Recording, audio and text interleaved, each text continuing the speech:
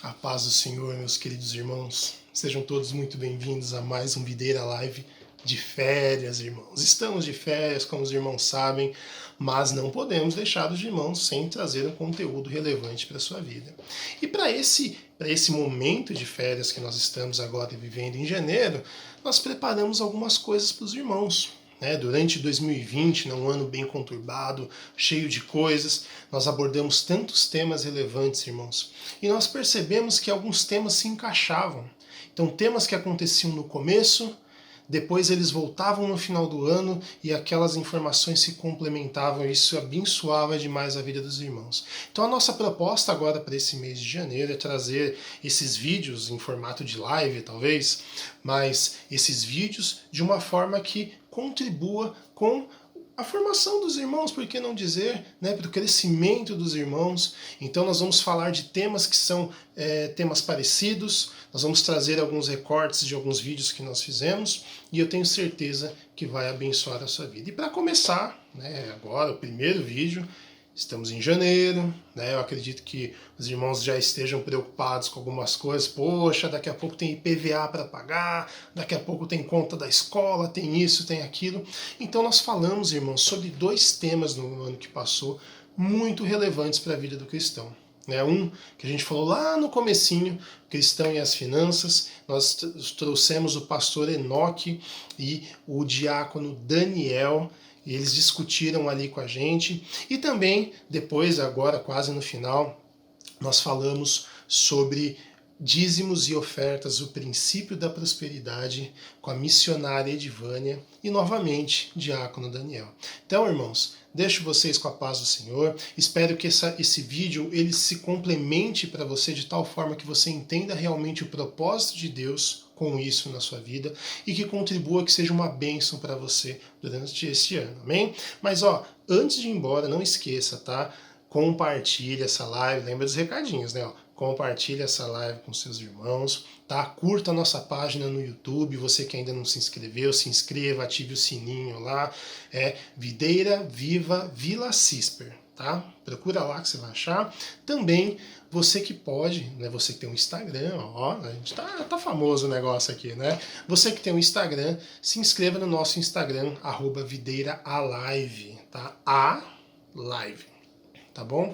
Eu tenho certeza que você será muito bem abençoado, Olha, acho que nem dá para falar desse jeito, mas eu tô falando. Você será muito abençoado, tá? Eu tenho certeza absoluta, porque os conteúdos, irmãos, tudo foi preparado com muito carinho, com muito esforço.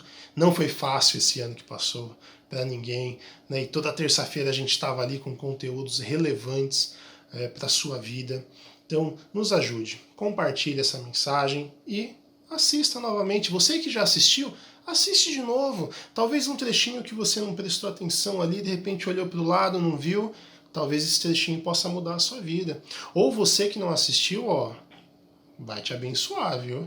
Agora, caso você queira, lógico, nós estamos colocando pequenos recortes desses vídeos, mas caso você queira também, de repente, ver o vídeo completo, irmãos, o vídeo está disponível no nosso YouTube, amém? Então, que Deus abençoe sua vida e fique com o nosso vídeo, hein? Amém, a paz do Senhor.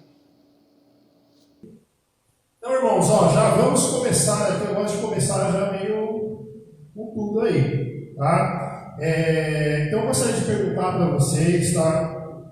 Alguns cristãos, eles possuem muitas dificuldades financeiras, não só cristãos, a gente fala de dificuldade financeira pelo mundo inteiro, mas a gente vê muito disso dentro da igreja. Então eu queria ver com vocês o seguinte, isso é um problema espiritual que as pessoas enfrentam, esse fato desse problema financeiro na vida dela? Por favor, pastor. Olá, boa noite para vocês que estão nos assistindo. Já vi que o Éder está por aqui. Temos aqui a minha irmã Noemi Caló, diretamente de Manaus. Seja muito bem-vinda, viu? Todos os amigos, obrigado à Igreja Videira pelo convite especial. E já respondendo a sua pergunta, Robson, na verdade, o problema financeiro, como você disse, não só os cristãos, Uma grande parte percentual da população já tinha essa dificuldade antes da pandemia e agora intensificou por conta de perdas de receitas, né, uma série de dificuldades que aconteceram nesses últimos 2, 3 meses. E, então, não só o cristão, mas grande parte da população tem essa dificuldade. E o problema não é espiritual, é mais uma falta de educação financeira. Tem um quê espiritual, seria mais a questão da generosidade, que é um dom, mas o maior problema mesmo está concentrado na falta de conhecimento e disciplina na área financeira. As pessoas têm muita dificuldade de fazer investimento, e olha que nós vivemos um período que existe uma série de informações sobre educação financeira, uma série de informações disponíveis, consultores, escritores, o Éder mesmo, que está nos acompanhando, acabou de lançar um livro sobre investimento, é um amigo de longa data também, até recomendo o seu livro. Só que o que falta nas pessoas é a procura por esse conhecimento, é o investimento nesse conhecimento. Então as pessoas vivem essa dificuldade, já viviam anteriormente, antes da pandemia, antes dessa situação mais crítica que o mundo está vivendo, pela perda de receitas, mas o grande problema isso é só um reflexo de como a pessoa conduzia as suas finanças. Tanto é que quem pratica um planejamento, tem um conhecimento, coloca isso em prática, eu acredito que o sofrimento hoje é menor. E não é espiritual, é falta de educação financeira mesmo, de disciplina, de querer conhecer como tratar nessa área e principalmente pedir ajuda nessa área. Até complementando um pouco, pegando o gancho, paz do Senhor a todos, boa noite, obrigado pelo convite, pastor Macedo, Robson, quase já quem quiser.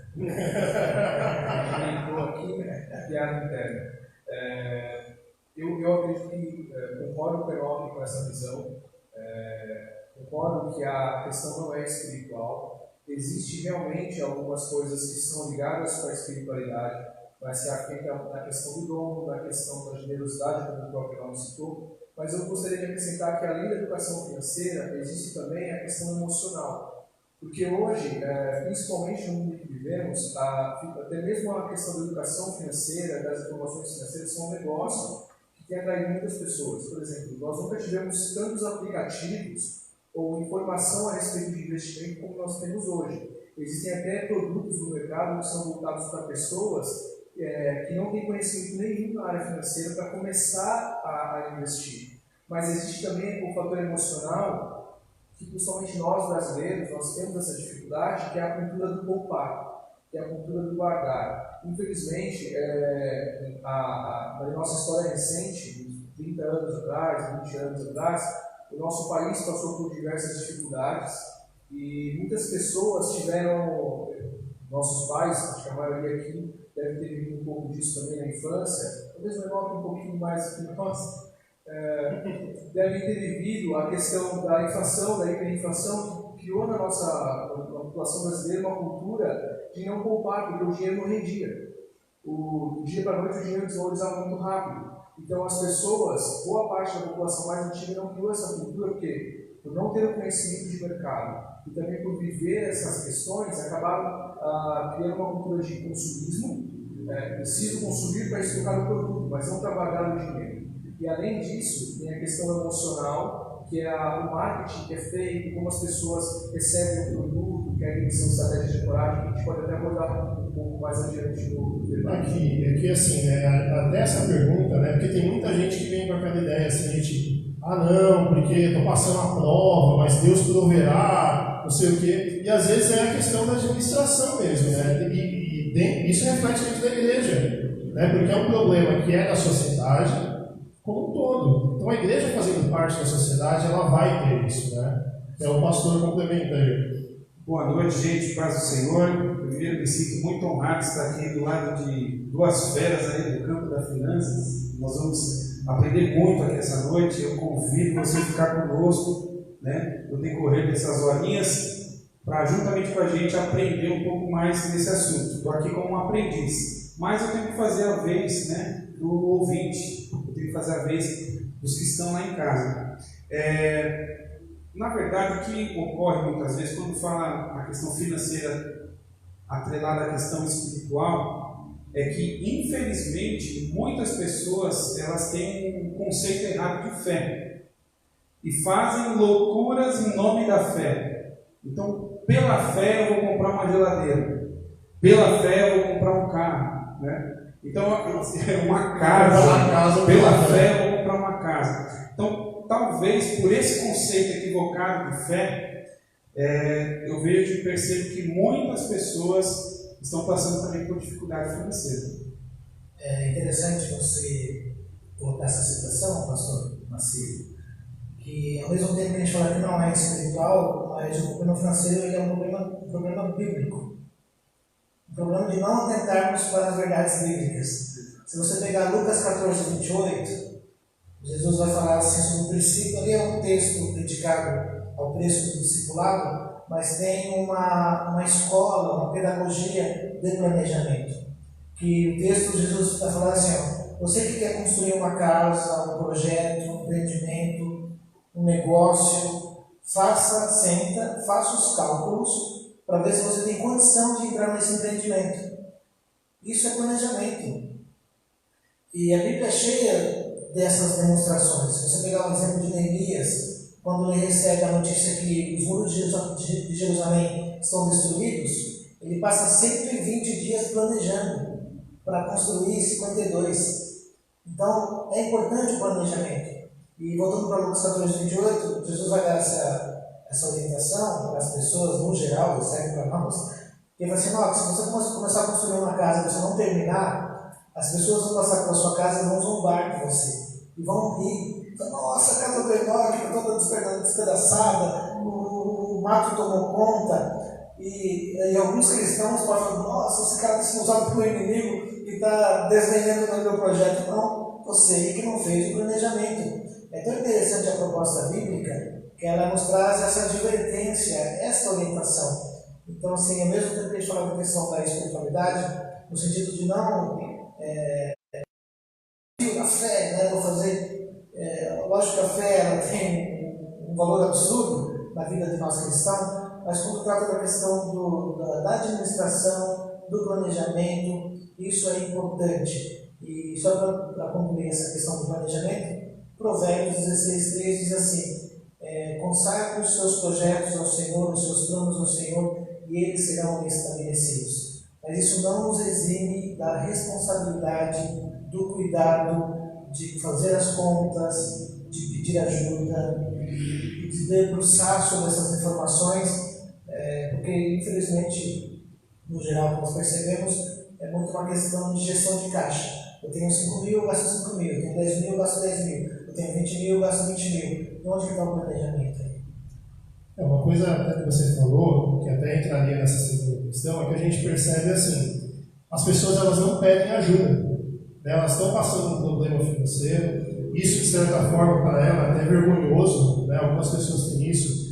Eu queria ouvir de vocês isso, por que as pessoas se sentem assim? Por que elas sentem vergonha? Sei lá, para perguntar outras coisas a gente até pergunta. Agora, por que para falar disso as pessoas sentem vergonha? Vamos lá. No livro eu vou falar sobre a história da viúva do azeite. Ela foi buscar ajuda no mesmo ambiente onde o marido frequentava. Lógico que a gente vai imaginar por que o homem não pediu ajuda. Mas não é tão difícil de encontrar essa resposta.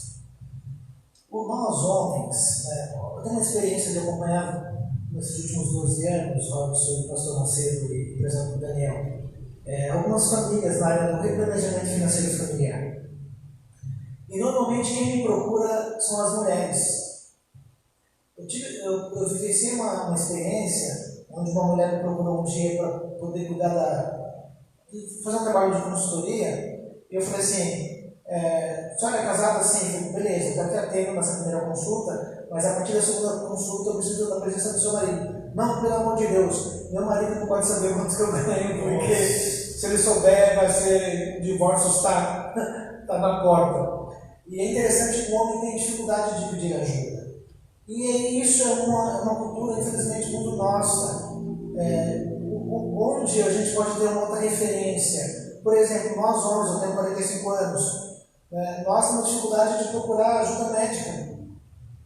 Se a gente fala no proctologista, Deus me livre, não quero. gente tem um preconceito, um tabu, e esse tabu também acaba se transformando, Robson, para a área financeira também. Então é uma vergonha um homem pedir ajuda na área financeira, mas a gente precisa vencer esse orgulho para poder ter dificuldade. Sabe por quê, prezados ouvintes? A pergunta que eu faço para você: quem é o seu conselheiro financeiro? Com todo respeito, eu acredito que deva ter alguém ligado ao banco aqui, espero que tenha, né? Com todo respeito, trabalhei no banco durante um período da minha vida, 7 anos trabalhei no banco. O gerente financeiro não pode ser o seu conselheiro financeiro. Porque dificilmente, lógico que tem homens sérios, gerentes sérios, pessoas sérias, eu sei disso, mas normalmente ele vai estar com interesse primeiro da instituição. O nível de interesse de você é segundo, terceiro ou em quarto lugar. Tanto é que quem hoje precisa de um empréstimo, de um capital de giro, perceba que o banco vai querer te fazer uma venda casada. Junto com esse capital de giro, te atrelar um seguro de vida, uma capitalização, que é uma loucura isso, não entenda isso como investimento, mas por você estar com a necessidade, você acaba submetendo essa questão. E uma orientação que eu já deixo logo no início: procure ajuda. Tem uma série de conselheiros, consultores, pessoas sérias que possam te auxiliar, mas vença o seu orgulho. E o senhor está afirmando que todo homem tem que ter um conselheiro financeiro. Seria extremamente importante. O senhor tem um conselheiro? Tenho. Hoje, na verdade, por estudar todo esse tempo, assim, hoje o conselheiro financeiro eu não tenho. Eu tenho um conselheiro em outras áreas da minha vida. Por eu estudar isso, ensinar isso a outras pessoas, eu tento praticar isso. É importante do conselheiro e do mentor, pastor Macedo, uma pessoa para quem você presta conta. Por quê? A não ser que você tenha um nível de disciplina muito alto, então você consegue se monitorar, ou se policiar, ou fazer a própria supervisão. A importância da prestação de conta, ela te auxilia nesse amadurecimento, nesse crescimento. Então, a sugestão que eu dou, ou na verdade, seguindo a sua resposta, Robson, nós, principalmente nós homens, temos dificuldade de pedir ajuda justamente por um fator que a gente precisa quebrar: é o nosso orgulho. Deixa eu complementar até aqui, que eu acho que é interessante, acho que o Robson até conversamos uma vez sobre isso. Existe um outro ponto que eu gosto de ponderar, que é a vulnerabilidade. E a vulnerabilidade no sentido do homem se achar autossuficiente além do orgulho. Por quê? Eu e o Enoque, nós nos conhecemos há pelo menos uns 15 anos, estava até falando disso essa semana. E o Enoque, por muito tempo, foi meu conselheiro, ele me pastoreou antes dele mesmo iniciar o pastoreio de sua vida pessoal, assim, e nós sempre conversamos sobre esse tema. Então, eu tenho o Enoque como um dos meus conselheiros em termos de mentoria e finanças e assim por diante. E o que eu acho mais interessante é que existe um ditado popular que diz que em casa de ferreiro, espeta de pau. E isso é uma coisa que acho que muitas pessoas enfrentam, porque você vai ver muitas famílias em que você tem especialistas em finanças, pessoas que se formaram, que têm conhecimento, seja mínimo ou avançado no assunto, mas que vivem dificuldades financeiras por um pequeno detalhe. Essa vulnerabilidade de se expor e mostrar: peraí, eu também tenho dificuldades, eu também posso cometer erros por uma simples questão. Não é porque eu conheço do assunto que eu também não estou exposto às dificuldades que ele me oferece. Um grande detalhe: nós, como pessoas, estamos vivendo diversas sobrecargas de informação ao longo do dia. Então, uma das coisas que acontecem muito, e que eu gosto de tomar como exemplo, que eu acho que a Enoque até conhece, são as estratégias de marketing e venda. Uma delas é a técnica de ancoragem, que é o quê? Vamos supor, você tem um iPhone, a Apple lança um iPhone por ano. Então, ele se torna um objeto de desejo para as pessoas. E aí, quem não consegue ter dinheiro para adquirir um iPhone 10, um iPhone 11, um iPhone, sei lá, 1220, 2033, vai tentar adquirir um iPhone porque ele te dá um status. Porque aí a gente já não está mais falando de poder financeiro, a gente está falando de status e demonstração para você mostrar uma imagem. E isso vai tirar esse fator de vulnerabilidade da sua vida. Então, se eu consigo mostrar um status, ele envolve uma série de outras coisas que as pessoas não veem. Então, o meu objeto de desejo se torna ter alguma coisa que eu possa mostrar e, por consequência, eu posso me endividar inconscientemente. O que a Apple faz? Ela lança um produto novo e torna como carro-chefe anterior, que está mais barato. E aí eu, inconscientemente, não posso adquirir mais caro, mas eu posso adquirir mais barato. E assim eu vou ganhando dinheiro. Até isso que você está falando, né?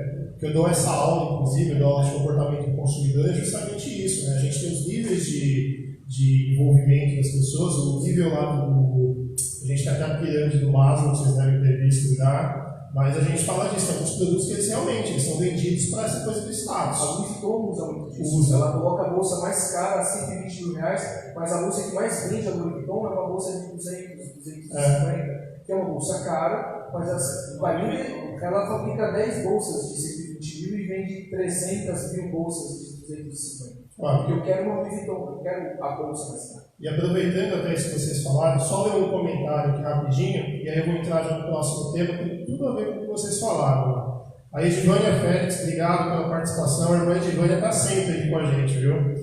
Planejamento é fundamental, sem ele a execução é falha. Precisamos aprender isso. Li um livro que me ajudou muito. Mulheres boazinhas não enriquecem. Isso é verdade. Não é só mulher não, viu? O homem também bonzinho não enriquece.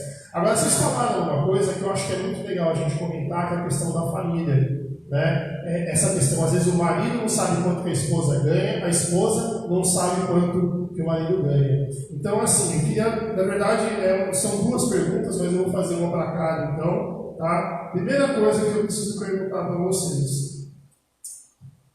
Um casal ou uma família, perguntar até para o Enoque essa, ter uma conta compartilhada, isso é um problema ou seria uma solução, na sua opinião? Pensando da forma como funciona o mercado financeiro, como funcionam os bancos?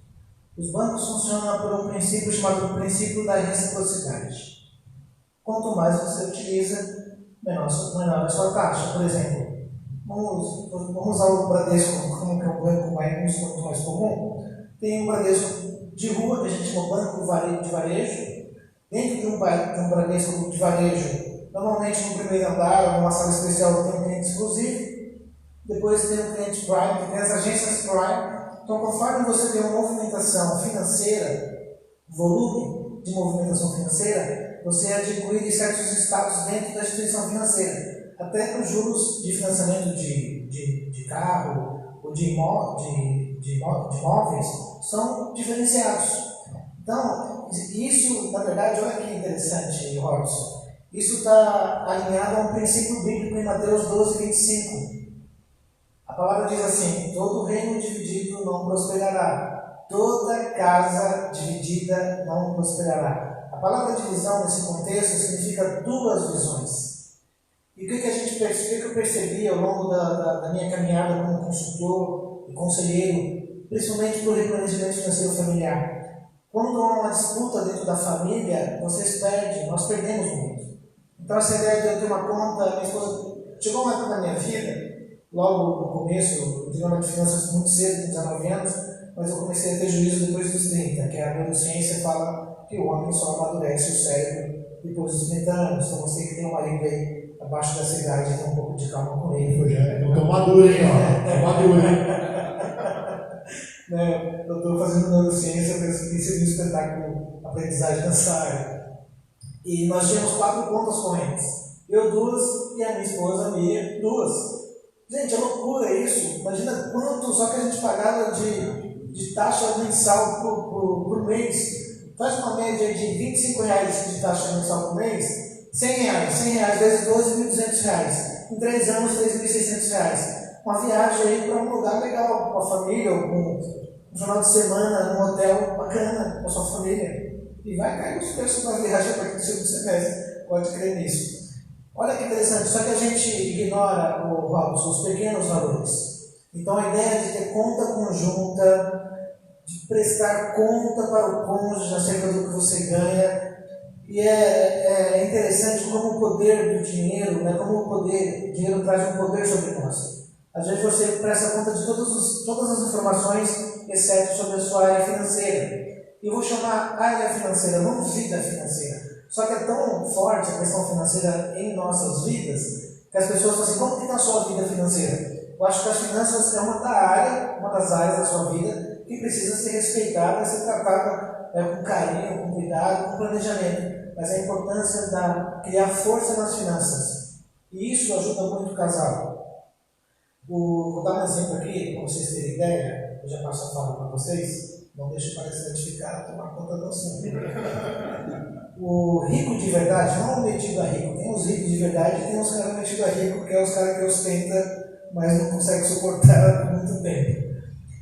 Eles compram uma casa de veraneio, Robson, em 10 famílias.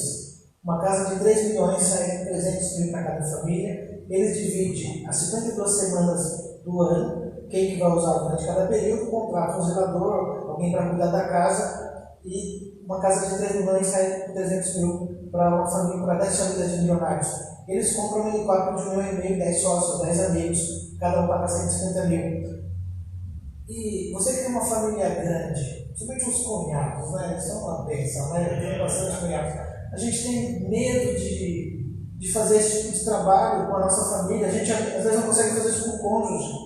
Isso que você está falando, por exemplo, até a questão de supermercado, né? Você vai no supermercado, por exemplo, esses supermercados que são de atacado, né? Essa coisa, se você fechasse a família inteira, o que precisa? Fizesse um planejamento, com certeza a economia seria muito grande. Isso você ganha na quantidade. Então, olha o princípio da coletividade. Mas é difícil. Eu lembro que eu morei 10 anos em condomínio e a gente tinha uma expressão muito comum: eu que pago meu condomínio, não estou nem aí para você. Se nós soubéssemos o valor da coletividade, da unidade, dessa unidade de Mateus 12:25, muitas áreas da nossa vida teria muito mais progresso, teria muito mais avanço. Então você, marido, não esconda as finanças da sua esposa, e você, esposa, ainda mais se você ganhar mais que seu marido, não esconda os números do seu esposo, aprenda a criar força nisso, a ser inteligente nessa área, porque infelizmente, Robson, o fator financeiro é a segunda causa dos divórcios. É isso que eu ia perguntar até para o Daniel. Não, mas está dentro do assunto. Você vê como o assunto se liga, né? Que é isso que eu ia perguntar até para o Daniel. Assim, essa questão financeira, ela pode acabar com o casamento mesmo? Pode. Eu ia até pegar o gancho do Enoque novamente. Só pegando o gancho. O Enoque levanta e a gente chuta. O livro do Gustavo Cerbasi, Casais Inteligentes e Enriquecem Juntos, ele cita muito essa questão dos divórcios, no exemplo da crise de 7 anos, que é uma crise muito comum nos casamentos. Depois de um certo tempo de casado, entre os 7 e 10 anos, normalmente os casais entram numa crise, que as pessoas normalmente entendem como um conflito. Mas ele traz uma visão muito legal sobre essa crise, que é a questão do desgaste financeiro. E aí o exemplo que ele traz é assim: o casal recém-casado, ele normalmente tem uma casa bem organizada, com todos os móveis bonitinhos, equipamentos eletrônicos e eletrodomésticos primeira linha, tudo maravilhoso, e ninguém se preocupa em fazer essa substituição ao longo do tempo. E na indústria hoje de eletrodomésticos e imobiliários existe uma coisa que se chama obsolescência programada. Todos os bens que são fabricados, eles são feitos com uma data de durabilidade já pré-determinada. Então, 5 anos vai estourar e não adianta, você não vai ter nada que possa ser feito. Então, quando chega um determinado tempo do casamento, provavelmente a sua casa já vai estar com alguns problemas estruturais por questões de desgaste imobiliário, de imobilizado, né? E aí entra um problema, porque normalmente a gente não percebe isso, a gente está tão imerso na vida e na rotina que a gente não percebe. Quando um armário começa a ficar solto, e aí você fecha com dificuldade, bate, aí se arruma, e isso gera pequenos focos de estresse. E aí isso acumula com outros problemas de rotina, uma TV que quebra, um negócio aqui, uma coisa aqui, e no final de 7, 10 anos, o acumulado de todas as questões que envolvem tanto a convivência quanto as rotinas, somando-se suas questões financeiras, dívidas, etc., o casal normalmente já começa a ter os estresses e acontecem muitas rupturas, sem nem mesmo perceber que a questão financeira foi um ponto que foi fatídico nessa situação. E aí, complementando até, muitas famílias que dividem as suas finanças fazem isso se tornar uma guerra. Por quê? Quebrou, mas quem vai pagar? É o marido ou a mulher? É você ou eu que acaba com esse custo? Ou mesmo uma família que compartilha, mas não tem aquela visão de somos um grupo, porque você soma de uma outra maneira. Por exemplo, famílias em que o homem é o provedor e a mulher cuida do lar, às vezes há uma situação de submissão de forma muito injusta, em que é como se a mulher fizesse um favor por ser provida, quando na verdade ali há uma relação complementar. Graças ao esforço dela, eu consigo prover. E isso é o princípio de uma família que funciona como uma engrenagem. Mas se não há essa visão, o que acontece são rupturas porque o estresse é muito grande e a necessidade financeira vai surgir. Então, uma das dicas que até o livro traz é essa visão de planejamento de longo prazo, em que eu já comece a colocar no meu planejamento de 5, 10 anos, eventuais substituições de itens que comecem a apresentar problemas. Ou evitar que pequenos problemas se acumulem. Um exemplo, um sifão que começa a dar sinais de vazamento. Se eu troco quando ele dá sinais, a chance de eu ter um estresse quando ele estourar, encharcar minha cozinha, começar a dar problema e eu discutir com a minha esposa, é muito menor. Aí tem até aquela frase famosa, né? Que o homem normalmente diz: eu vou fazer, não precisa me cobrar a cada 6 meses. Então, a gente tem que mudar essa nossa cultura. Não, isso assim Tira as mulheres da sala, né? Ó, a gente já está tendo algumas participações aqui. Cadê aqui, ó? Laís Dias, obrigado aí pelo comentário. Ó, o livro de Provérbios nos ajuda bastante nesse aspecto. Não há erro na palavra. E aí tem algumas perguntas aqui, ó, que eu acho legal até comentar. A Rosângela Santos, também ligada aí pelo comentário, ela faz a seguinte pergunta: qual o perfil correto para determinar se este ou esta pessoa realmente é um conselheiro financeiro? Essa pergunta é interessante, porque você fica meio perdido. Como você vai saber se essa pessoa que está ali, não, eu vou te ajudar, vou fazer isso? Essa, você quer falar? Eu vou pegar essa porque eu vivi isso na prática. Eu tive um conselheiro financeiro que me conhece desde os 18 anos. Não foi o Enoque, né? Foi o Enoque. Ah, tá. Foi o Enoque. E o detalhe disso é que o Enoque, a gente nunca teve uma relação formal de aconselhamento financeiro. E aí, por isso que eu quero entrar nessa questão, porque você vai reconhecer um conselheiro financeiro pelos frutos que ele te mostra. E isso a gente até aprende na Bíblia, que você reconhece aqueles que são filhos da árvore pelos frutos. E a gente se conheceu na faculdade, eu tinha 18 anos, o Enoque já tinha uma estrutura de vida e ele me acompanhou. Acho que é indireta, assim, né? Respeito ao pastor. Estrutura de vida. Assim, eu fui acompanhado ao longo do tempo por diversos aconselhamentos em que, por um cuidado e por um dom de pastoreio que o Enoque sempre manifestou, ele se preocupou em me orientar. E ao longo dessa caminhada de amizade que nós temos, eu pude desfrutar de muitos conceitos que eu vi pela prática.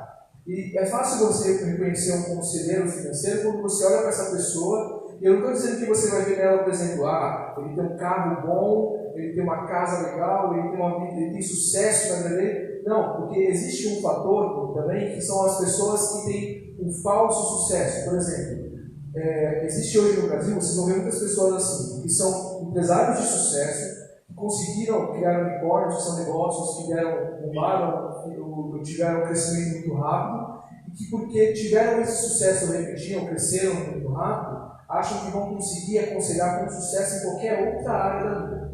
Então, por exemplo, se eu conseguir ter sucesso no meu negócio, eu também vou ter sucesso como marido, como conselheiro familiar, como conselheiro espiritual e assim por diante. Isso não está vinculado, porque o sucesso não é uma forma. Você reconhece isso pelos frutos que a pessoa traz, como a Bíblia descreve. Assim, os frutos do Espírito que a pessoa vai começar a refletir no caminhar, que é a generosidade, o amor, a temperança, a fé. Quando você começa a reconhecer isso na pessoa, tenha certeza, ela vai ser um bom conselheiro para a sua vida, porque ela consegue reconhecer em Deus aquilo que ela pode orientar na sua vida também. Amém. Não, glória a Deus. Na verdade, o meu desejo, Robson, é que cada comunidade deveria investir em uma pessoa nessa área. Porque sempre tem alguém que tem uma habilidade para números, ou que tem uma formação nessa área, e tem, escutei já de algumas. Quando eu comecei, na verdade, a fazer palestra em 2008 sobre finanças, né, e em 2013 eu fui fazer um curso na cidade de Pompeia, na Universidade da Família, eu e minha esposa, que é um curso do Crowd, de finanças, para entender vários investimentos em livros e tal. Temos sim algumas pessoas, então você tem que ter essa sensibilidade para descobrir, e o que o Daniel falou realmente tem todo sentido. O testemunho dessa pessoa, a validade da sua história, como que ela se comporta em relação aos seus números. Então temos, e ter esse movimento das comunidades, você que participa de alguma comunidade, de alguma igreja, ou de alguma organização, investir em uma pessoa que possa ser habilitada para exercer esse papel. Eu sei que os líderes, os pastores, acho que são os maiores mentores, discipuladores, que atendem as famílias. Eu acredito que nos gabinetes pastorais existe um grande número de pessoas vindo com essa dificuldade financeira. E os pastores, pela própria vivência, por vezes conseguem aconselhar. Às vezes também não, às vezes também tem uma vida financeira difícil, sem planejamento. Mas eu dou essa orientação para as lideranças, ou as pessoas realmente investirem nessa área.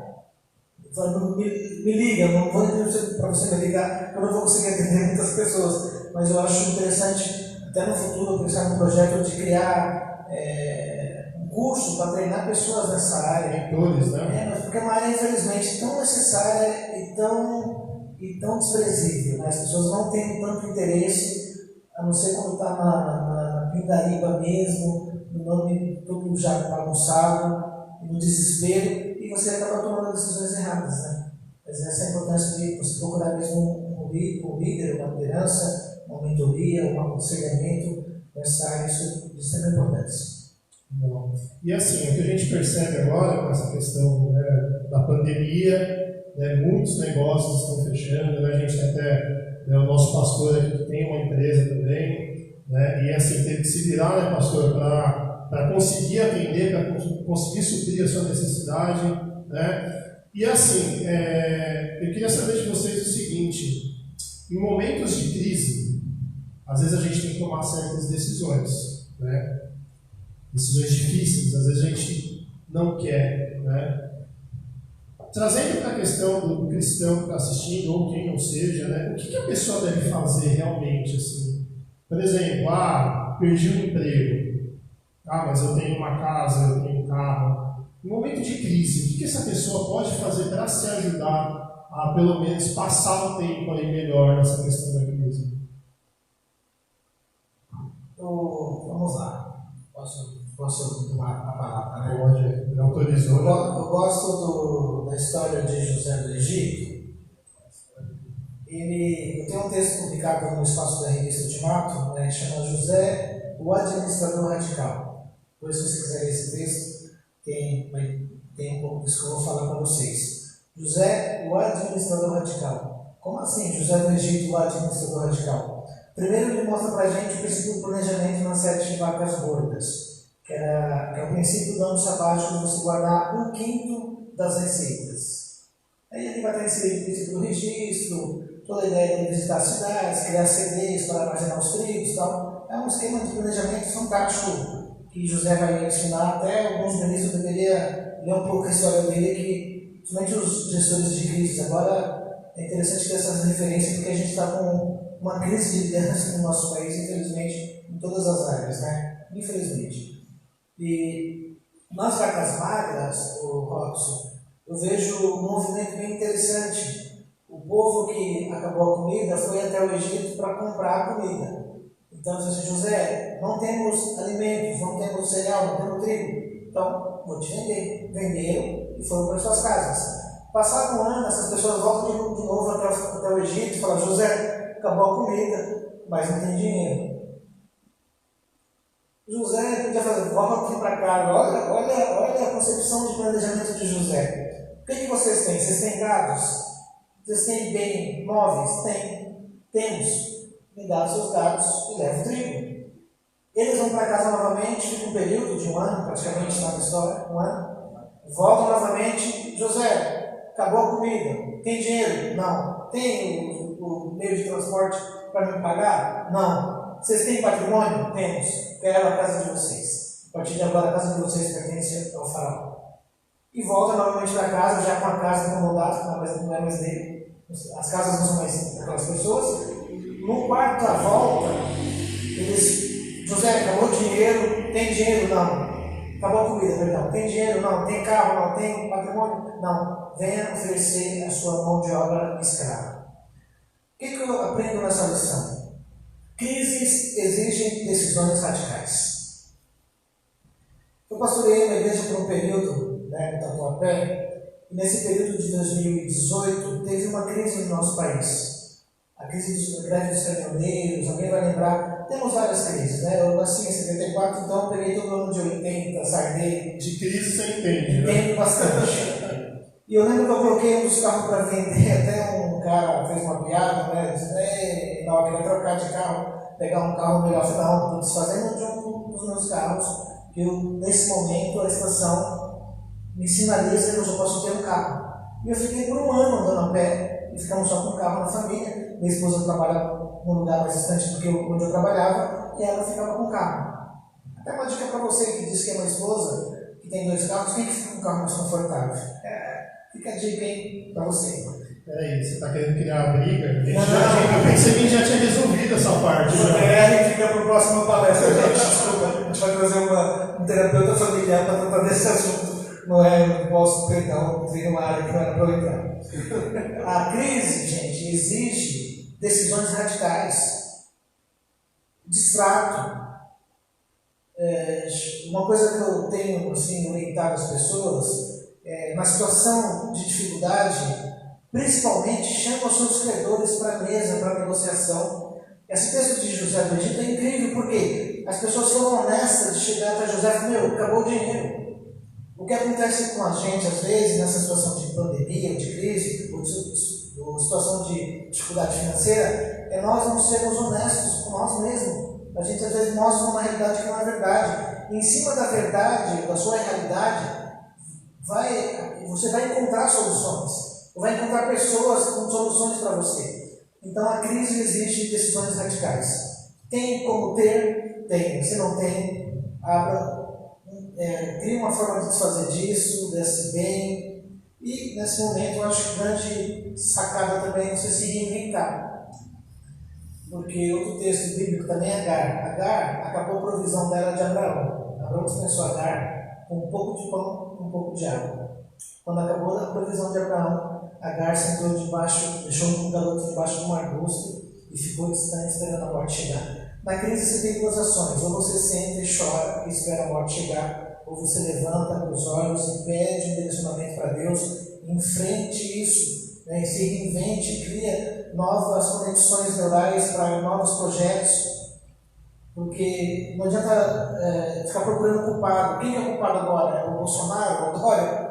Gente, você tem um poder criativo, Deus nos deu um poder criativo, então crie novas conexões, novas possibilidades de negócios, use a sua network, a sua influência, seja honesto com isso também, porque às vezes a gente está procurando também na hora do aperto. Há 10 anos eu conversava com um cara, agora preciso ligar para o Daniel, porque eu preciso do Daniel, mas crie essa conexão. Não perca, irmãos, prezados ouvintes, uma coisa que eu chamo de crédito de confiança. Eu posso até perder o crédito financeiro, e a gente perde o crédito financeiro por um deslize, por uma falta de cuidado, mas mantenha ou restabeleça o seu crédito de confiança. Então, crise exige decisões radicais, não é fácil não. Já vi gente chorando lá no meu consultório, porque tinha que desfazer de um belo patrimônio, fazer um extrato. Mas é importante. Se eu complementar, desculpa você rapidinho, eu aprendi uma lição uma vez, que é um ditado, na verdade é uma parábola que diz do sábio que saiu para caminhar e ele levou o discípulo dele para mostrar aonde tinha sabedoria. E aí ele encontrou um sítio que tinha só um homem morando ali, passando fome, com uma vaquinha do lado de fora da casa. E era uma área assim, descampada, não tinha plantações, era uma casa bem precária e uma vaquinha. E aí ele olha para esse homem e diz assim, por que você está vivendo essa situação? Ele diz, eu não tenho nada, eu estou passando por uma crise muito séria, eu não tenho o que comer, e a única coisa que eu tenho é essa vaquinha que eu tenho dado a provisão, se eu perder ela, eu não sei o que eu vou fazer. E aí esse sábio pega a vaca e joga pelo penhasco, e vai embora. E aí o discípulo diz, você é maluco? Por que você fez isso com ele? Agora ele só vai morrer. Ele, calma, espera um ano, a gente volta e vamos ver como esse homem vai estar. E aí, passado um ano, eles voltam, aquela área descampada tem agora plantações, uma casa bonita, um lugar vigoroso já, e com uma certa beleza que não parecia o mesmo lugar anterior. E aí o discípulo pensa primeiramente, alguém adquiriu essa terra e deu algum trato ali e cuidou daquele lugar. O pobre homem foi despejado. E quando ele chega, ele se surpreende ao ver um homem lá. E aí ele pergunta, como que aconteceu isso? E como você conseguiu construir isso aqui? Ele responde, eu tinha só uma vaquinha. E ela era tudo que eu tinha.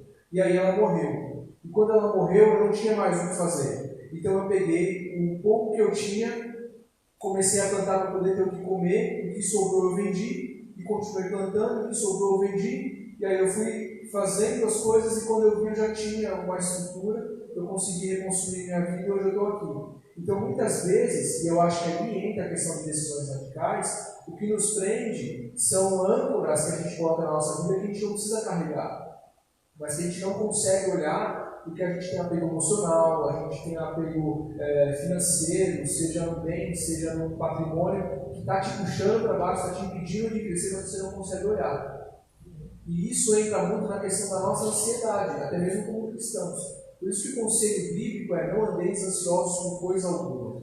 Até complementando o que o Enoque falou, Deus não vai deixar nos faltar nada. A gente falou um pouquinho da questão espiritual no começo, e eu acho que a parte espiritual das finanças está exatamente ali.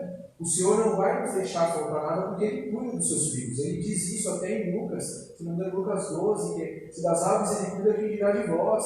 Então, o que nos falta entender é que assim, o cuidar de Deus às vezes não vai ter um requeijão, mas talvez tenha manteiga na geladeira. Você não vai ter Nutella. Pelo menos vai ter uma manteiga, né? Você não vai ter luxo. Talvez você tenha que passar um período em que você tenha que se reinventar, se reestruturar, reconstruir a sua vida. Mas a provisão não vai faltar. O que você precisa entender, o que nós precisamos entender como cristãos, como pessoas, é que a provisão é o mínimo necessário para que você possa sobreviver. E o mínimo necessário para que você possa crescer. E se você entende isso, o Senhor vai ter espaço para trabalhar na sua vida espiritual, na sua vida financeira, porque agora você já consegue ter uma gestão do seu patrimônio, conhecendo aquilo que você realmente tem, e já tem visão daquilo que o Senhor tem para a sua vida.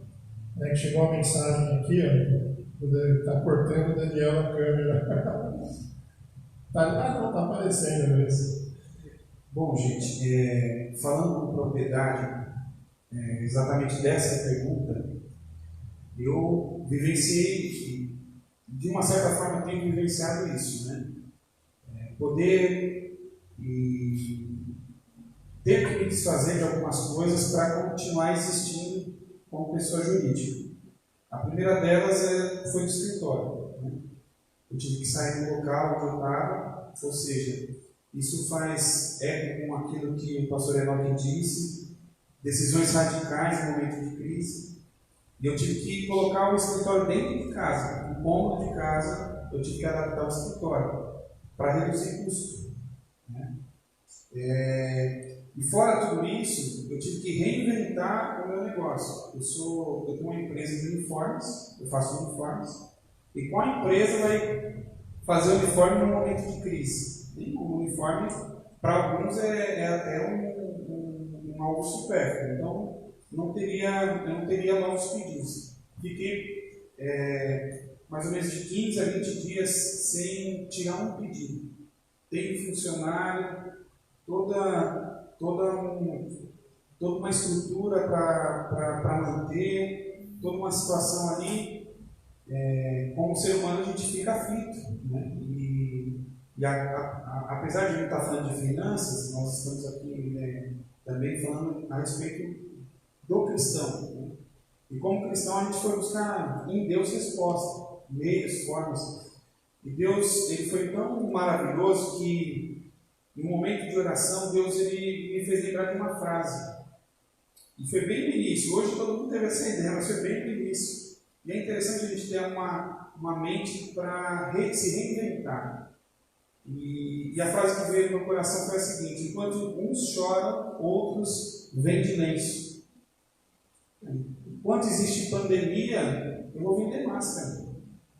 E como eu já faço uniformes para hospitais, para clínicas, eu vou fazer máscaras cirúrgicas. E tanto eu quanto minha esposa, nós procuramos saber como que era feito, qual material que utilizava e adaptamos a empresa para começar a fabricar máscaras. E foi isso que nos manteve e tem nos mantido até o presente momento. E não só isso, uma coisa que eu aprendi, que talvez a duras penas, né, foi a questão mesmo, como o pastor falou, de você unir forças, de você ter parceiros. Então, de repente, um parceiro seu tem algum produto, mas que de repente você conseguindo ali acrescentar alguma coisa, desenvolver, apresentar de uma forma diferente, você consegue vender esse produto melhor, com um alcance melhor de vendas. E eu fiz diversas parcerias nesses momentos e tem me ajudado bastante, né? Então, aqui está uma experiência própria, né? Um testemunho de vida. Vamos viver momentos difíceis, mas não é o fim, né? É nesse momento que nós temos que nos submeter a Deus e permitir que essa mente que nós temos, ela possa criar novas estratégias e negócios para a gente continuar a nossa caminhada. Amém. Eu acho que é importante a gente definir para as pessoas o que vem a ser um dízimo e o que vem a ser uma oferta dentro da igreja. Tem diferença disso, tá? E eu queria que vocês falassem um pouco sobre o que é cada um deles e qual que é a diferença.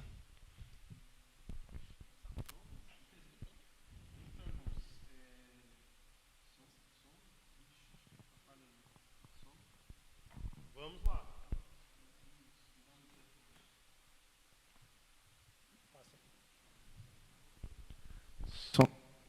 Ei. Irmãos, boa noite, paz do Senhor. Muito bom estarmos juntos aqui. E a pergunta que nos foi feita é: o que vem a ser dízimo e a oferta, né? Dízimo, né, na etimologia da palavra, né, significa a 10ª parte, né, de algo. No caso aplicado na questão da igreja, é a 10ª parte das suas rendas, das suas propriedades, enfim, é 10%. Oferta já é algo voluntário, não tem um percentual estipulado, mas é interessante nós notar que o dízimo ele foi concedido na tradição judaica e depois, né, aplicado também na tradição cristã. Então é um modelo de contribuição que deu certo, né, na tradição judaica e que dá certo também para nós nos dias de hoje. É um tema um tanto quanto complexo e podemos dizer também que é um tema conflituoso devido aos inúmeros escândalos que nós presenciamos, né? Que nós temos presenciado inúmeros escândalos, então se torna um campo, aí, uma areia movediça para a gente caminhar.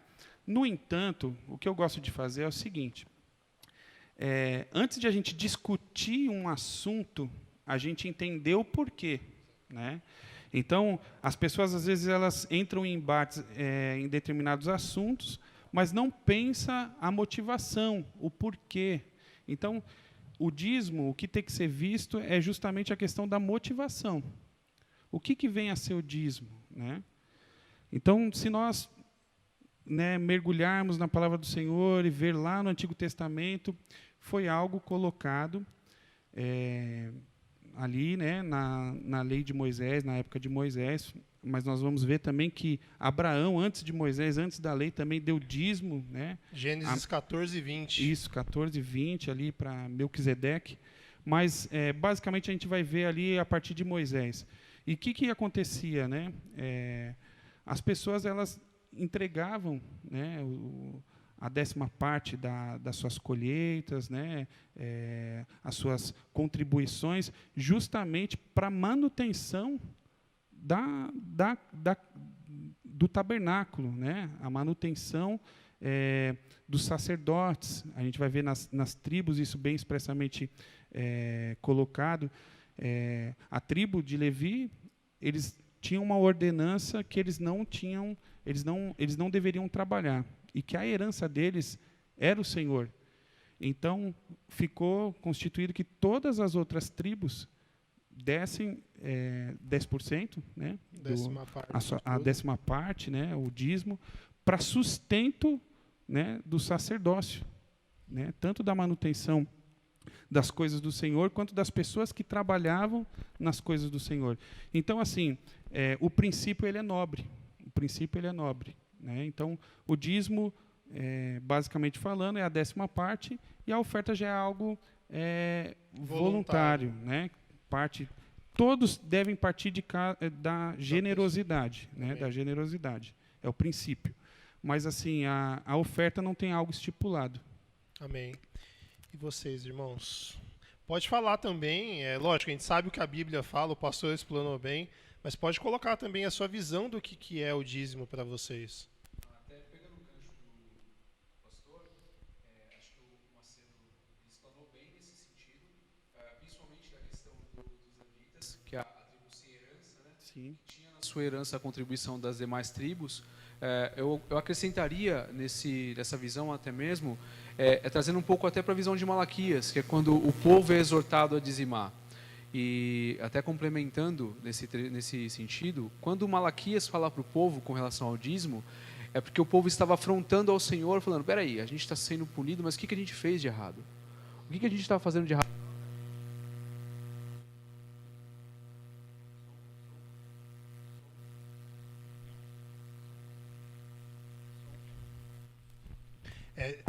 Acho que o tema Som. hoje é tão desafiador que... Acaba sendo um pouco. Então, retomando. De novo. Acho que o tema hoje está tão complexo e a gente provavelmente vai atingir tantas pessoas que as coisas começam a dar problema. É verdade. Vamos lá. Daniel? Som. Vamos lá, de pouquinho em pouquinho vai indo, hein? A gente já acerta um outro aqui. Né? Som, 1, 2, obrigado. Voltando ao raciocínio, quando o povo é exortado em Malaquias, é porque o povo estava questionando a Deus e afrontando, não reconhecendo aonde estava errando. E aí eles falam para Deus, onde nós estamos errando? E aí Deus começa a apontar cada um dos erros. E um deles é o dízimo. Um deles é a falta de contribuição. Porque eles falavam para o Senhor, nós estamos sendo oprimidos e o Senhor não está vendo. E aí Deus fala, vocês nem me reconhecem como Deus porque vocês roubam de mim. Vocês tiram aquilo que é meu. E a palavra roubar, né, no hebraico aqui é no sentido de tomar à força. E quando Deus fala para o povo, ele começa a falar, fazei prova de mim então. Trazei os dízimos, trazei as ofertas, e se eu não encher os seus celeiros, não repreender o devorador, aí sim vocês podem seguir outros deuses, porque aí o Senhor trata na fé do povo. Quando vem para o Novo Testamento, nós não vemos a palavra dízimo no Novo Testamento. E aí eu gosto muito de pensar que é quando o Senhor abre as portas do céu. Até comentando com o Robson hoje à tarde, eu vejo no Novo Testamento Deus pegando a nossa vida como criança e nos trazendo para a fase adulta e falando, agora eu vou te falar por que eu te ensinei dessa forma. Eu até dei um exemplo para o Robson da criança que quando a gente ensina a atravessar a rua, a gente não fala para a criança, você não vai atravessar a rua por questões de segurança, você pode passar, alguém vai passar correndo, vai atropelar você. A criança não vai te entender. Ela fala, legal, e ela vai olhar a rua e vai passar correndo, porque ela é imatura, ela não sabe lidar com isso. Como que a gente ensina? A gente fala, você olha para lá, você olha para cá, você olha para a esquerda, você olha para a direita, atente-se se o farol está vermelho, tá verde para você, e aí você atravessa. E aí, quando nós somos adultos, a gente não precisa mais olhar para um lado ou para o outro. A gente simplesmente tem a noção de que se eu atravessar de uma forma imprudente, se eu passar correndo, se eu não me atentar aos sinais, eu vou simplesmente ser atropelado. E é assim que Deus nos ensina. Então, quando no Novo Testamento o Senhor começa a fazer uma nova aliança com o povo, Jesus fala, antes vocês diziam, vocês não podem matar. Agora eu te digo, vocês não podem odiar o seu irmão. Antes vocês falavam, não adultereis. A lei dizia, não adulterarás. E eu digo, se você desejar a mulher do teu próximo, você já pecou. E da mesma forma com o dízimo. Antes eu estipulava 10%. Mas agora o ponto está no seu coração. A generosidade. E Paulo vai falar disso em Coríntios, quando ele começa a instruir o povo, Porque ele começa a falar para o povo, vocês têm dons, ele fala para a igreja de Coríntios, vocês têm dons, vocês fazem diversas coisas, mas ainda te falta generosidade, vocês precisam contribuir e ajudar para que a igreja tenha um sustento, para que a obra continue existindo e a igreja dê assistência para aqueles que precisam, porque quando eles estiverem em situação de prosperidade, eles também ajudarão aqueles que precisam e até mesmo vocês. Então, o dízimo é uma contribuição, né, comprometida, né, periodicamente para sustento da obra de Deus. Exato. Né? Complementando só, desculpa te cortar, pastor, a própria definição que Paulo usa em Coríntios, ela usa esses 3 pontos, que é a periodicidade, ele precisa ser constante, isso. A generosidade precisa partir com o desejo de ajudar, com o desejo de contribuir, e a proporcionalidade. E aí é quando eu falo que ultrapassa a barreira dos 10%. Porque muitas pessoas, às vezes, colocam uma barreira de 10%. Eu dizimo 10%. É porque faz assim, eu já dou os 10%, então eu não tenho mais preciso. responsabilidade nenhuma. E aí a generosidade morre por aí. E não é esse não é esse o espírito, né, do dízimo. E você vai observar isso, por exemplo, na oferta de Ananias e Safira, que provavelmente deve ter excedido 10% de sua renda. Mas ainda assim foi contra aquilo que o Senhor colocou no coração. Que é quando Pedro vai falar para Ananias, por que você mentiu para o Espírito Santo? O dinheiro não era seu? A propriedade não era sua? Ninguém te obrigou a dar, mas mesmo assim você quis mentir. Então, eu acho que assim, até pedir para a missionária Edvânia complementar tudo, mas tem até um princípio que os judeus utilizam que eles doam a mais, né? De não necessariamente os 10% que eles fazem, eles acabam doando a mais. Mas, missionária, na sua opinião, tá ligado? Não estou ouvindo.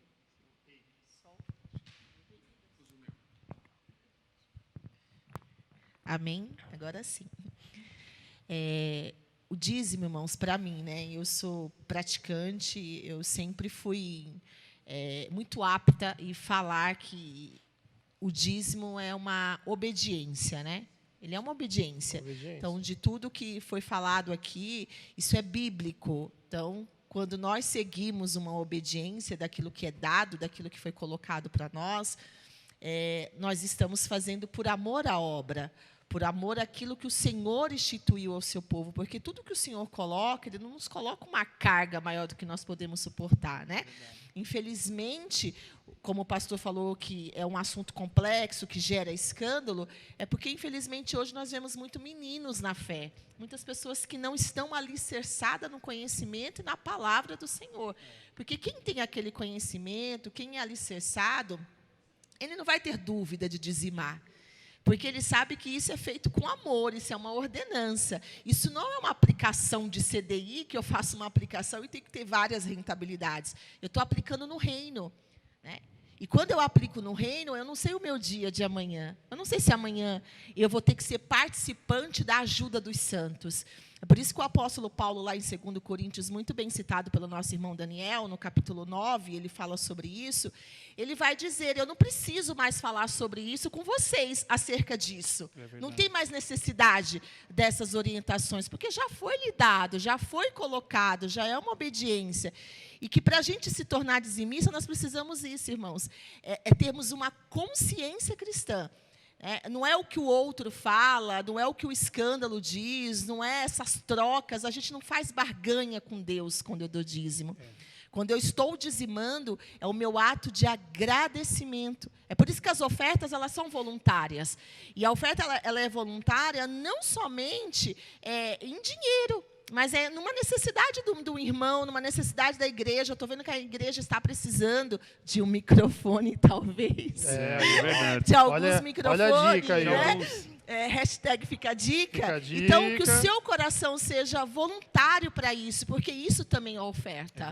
Né? É ofertar aquilo que eu vejo, a necessidade do meu próximo, eu vou ofertar. Dentro do que a Edvânia falou, é interessante, é uma questão de consciência. Se eu tenho a consciência de que o meu Senhor é Jesus, tão logo eu sou mordomo, quem é Senhor é Ele. Eu só administro tudo que Ele coloca em minhas mãos. Então, na verdade, não é que 10% é de Deus. Tudo é de Deus. Tudo é de Deus. Tudo.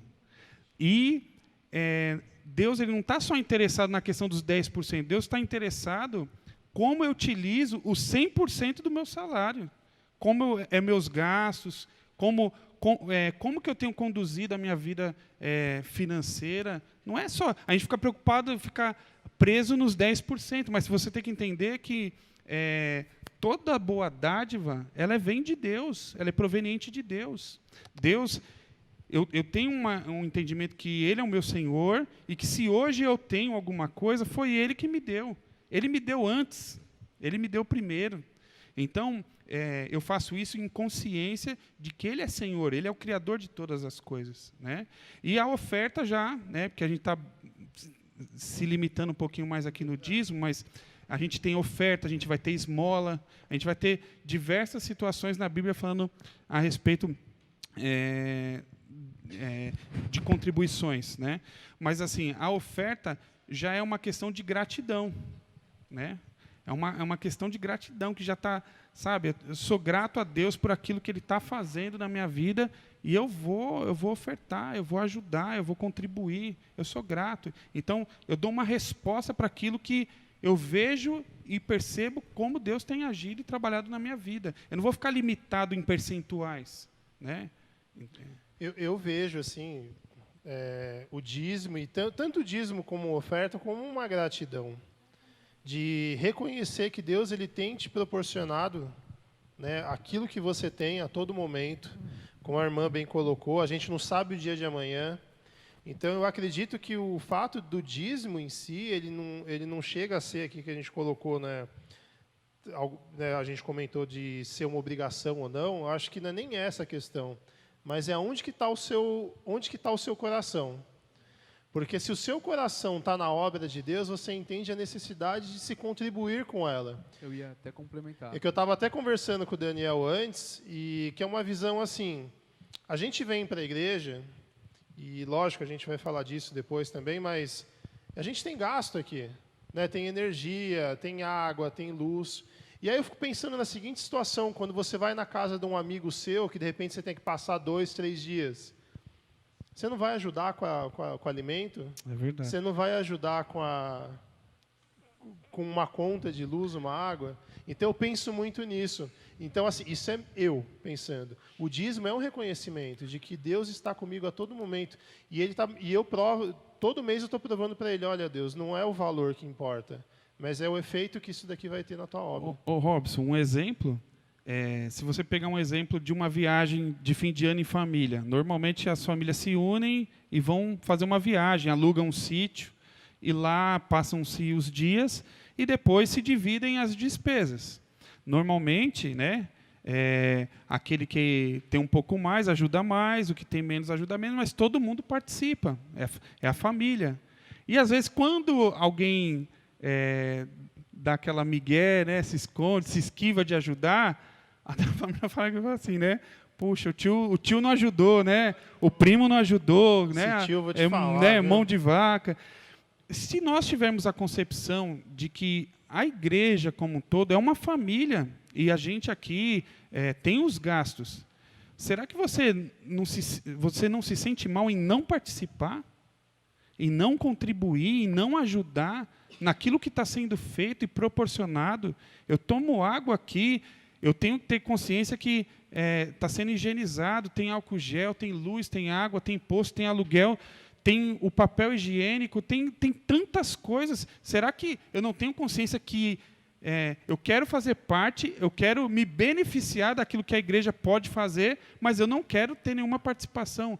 Eu acho que isso é até, no meu ponto de vista, é até constrangedor. Eu entendeu? penso nisso. Eu estava falando com o Robson um pouco antes, a gente conversou um pouquinho antes da live, e um dos exemplos que eu citei para ele foi o exemplo de Abraão.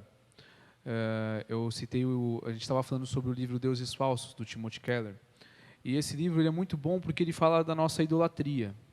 Ele fala muito de como nós idolatramos diversas coisas, o dinheiro, mulheres, a vida no mundo, a vida mundana. E eu usei o exemplo de Abraão porque o Timothy Keller usa a vida de Abraão nesse livro para falar um pouco de idolatria, porque Abraão é provado pelo Senhor ali, naquele momento em que Isaac é pedido como sacrifício, para saber se o coração dele estava no Senhor ou no filho. Porque começava a chegar um momento em que Abraão começava a olhar para o filho dele e falava assim, ele é tudo que eu tenho, nossa, é aquilo que eu mais amo. E quantos de nós às vezes não fazemos isso? E o dízimo, eu costumo pensar, eu comecei a pensar assim, inclusive, quando eu refleti muito na vida de Abraão, porque o Senhor nos faz essa prova constantemente. E quantas vezes nós estamos diante de situações em que nós temos dinheiro e nós hesitamos em contribuir? Porque o nosso coração fala, não, mas espera aí. Ou quantas vezes nós não temos e mesmo assim nós hesitamos em contribuir porque a nossa fé não alcança. E aí, o meu conselho até nesse sentido é, ore ao Senhor pedindo fé. Ore ao Senhor pedindo para que Ele desperte no seu coração o dom da contribuição, o dom da generosidade. Porque isso vem de Deus também. E muitas vezes as pessoas, elas se prendem a esses fatores, tipo, eu não vou conseguir, eu não tenho condições agora. E eu falo por exemplo de causa, muitas vezes eu vivia assim, de olhar a situação, a gente olha com os olhos mundanos, talvez como Ló olhando os campos verdejantes, é ali que vai, ou então não, ali não dá, mas quem determina o que vai crescer ou o que vai morrer é o Senhor. E a gente olhando com os nossos olhos, a gente pensa, não tenho condições de contribuir. Mas é Deus quem está motivando. E se Deus está despertando no coração, se Deus está empurrando, se você põe a mão na sua carteira, olha a salva passar e seu coração esquenta, saiba que é o Senhor te compelindo. E se você não está fazendo, alguma coisa você tem que fazer com Deus. Alguma coisa você precisa colocar diante do Senhor. E aí, se isso é algo que tem te incomodado, ore. Busque em oração. E faça uma oração dizendo, Senhor, quanto eu devo contribuir? Se você tem dúvida, fale com Deus. Ele tem a resposta para todas as coisas. E Abraão, eu acho que o maior exemplo dele é disso. Que quando o Senhor pede para ele dar seu filho, ele não hesitou. E quem sabe não é isso que Deus tem falado para nós. Dê o seu dinheiro. E a gente não hesite, porque o nosso coração não está ali. Não é o dinheiro que tem dominado o nosso coração, não é a insegurança, a certeza da vida aqui na terra, ou qualquer coisa que a gente possa ter a ilusão de controle. É a nossa fé que Deus cuida de todas as coisas. É que, na verdade, a motivação, como o pastor falou, ela é errada, né? A motivação, às vezes, de eu dar o dízimo, é porque eu sempre vou pensar em mim. Quanto que vai vir disso de benefício para mim? É uma barganha que você tenta fazer. Eu tenho medo do gafanhoto, né? Eu tenho medo do gafanhoto. Eu vou dar o dízimo porque eu tenho medo do gafanhoto. Então, eu tenho medo, eu vou dar porque eu quero me proteger. Ainda mais com essa nuvem de gafanhoto. Exatamente. Aí, tem um pessoal que saiu tremendo aí. Então, a motivação é que anda incorreta, né? Porque a nossa motivação, ela tem que ser uma motivação de agradecimento, como o irmão falou, de generosidade. E se o crente ele não tem, né, essa questão de ser generoso, de ajudar, alguma coisa muito errada está com ele. Muito errada. No alicerce mesmo, lá no comecinho da sua fé. Né? Então, assim, a gente precisa se preocupar qual que é essa nossa motivação. Se a nossa motivação for na questão do agradecimento a Deus por tudo que eu tenho, irmãos, vamos ser sinceros com nós, né? No momento dessa pandemia que nós estamos passando, faça você aí uma reflexão na sua casa, o que tem te faltado, né? Porque eu digo que a gente está vivendo numa fase em que a gente tem sido abençoados, nós temos sido abençoados. Isso é verdade. Deus não tem deixado, né, faltar, o Senhor tem guardado a sua igreja, e isso é o coração de Deus para conosco. Né? É a volta, é o retorno de Deus. Então, assim, saber qual é a nossa motivação é o segredo de ser dizimista. Amém. Continuando,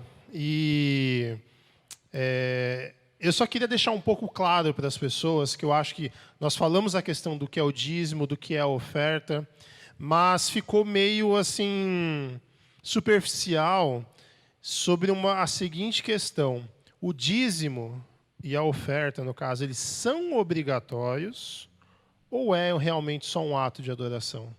Porque tem muita gente, do que a gente acompanha das outras igrejas, que o pessoal coloca assim, não, é obrigação, tem que dar.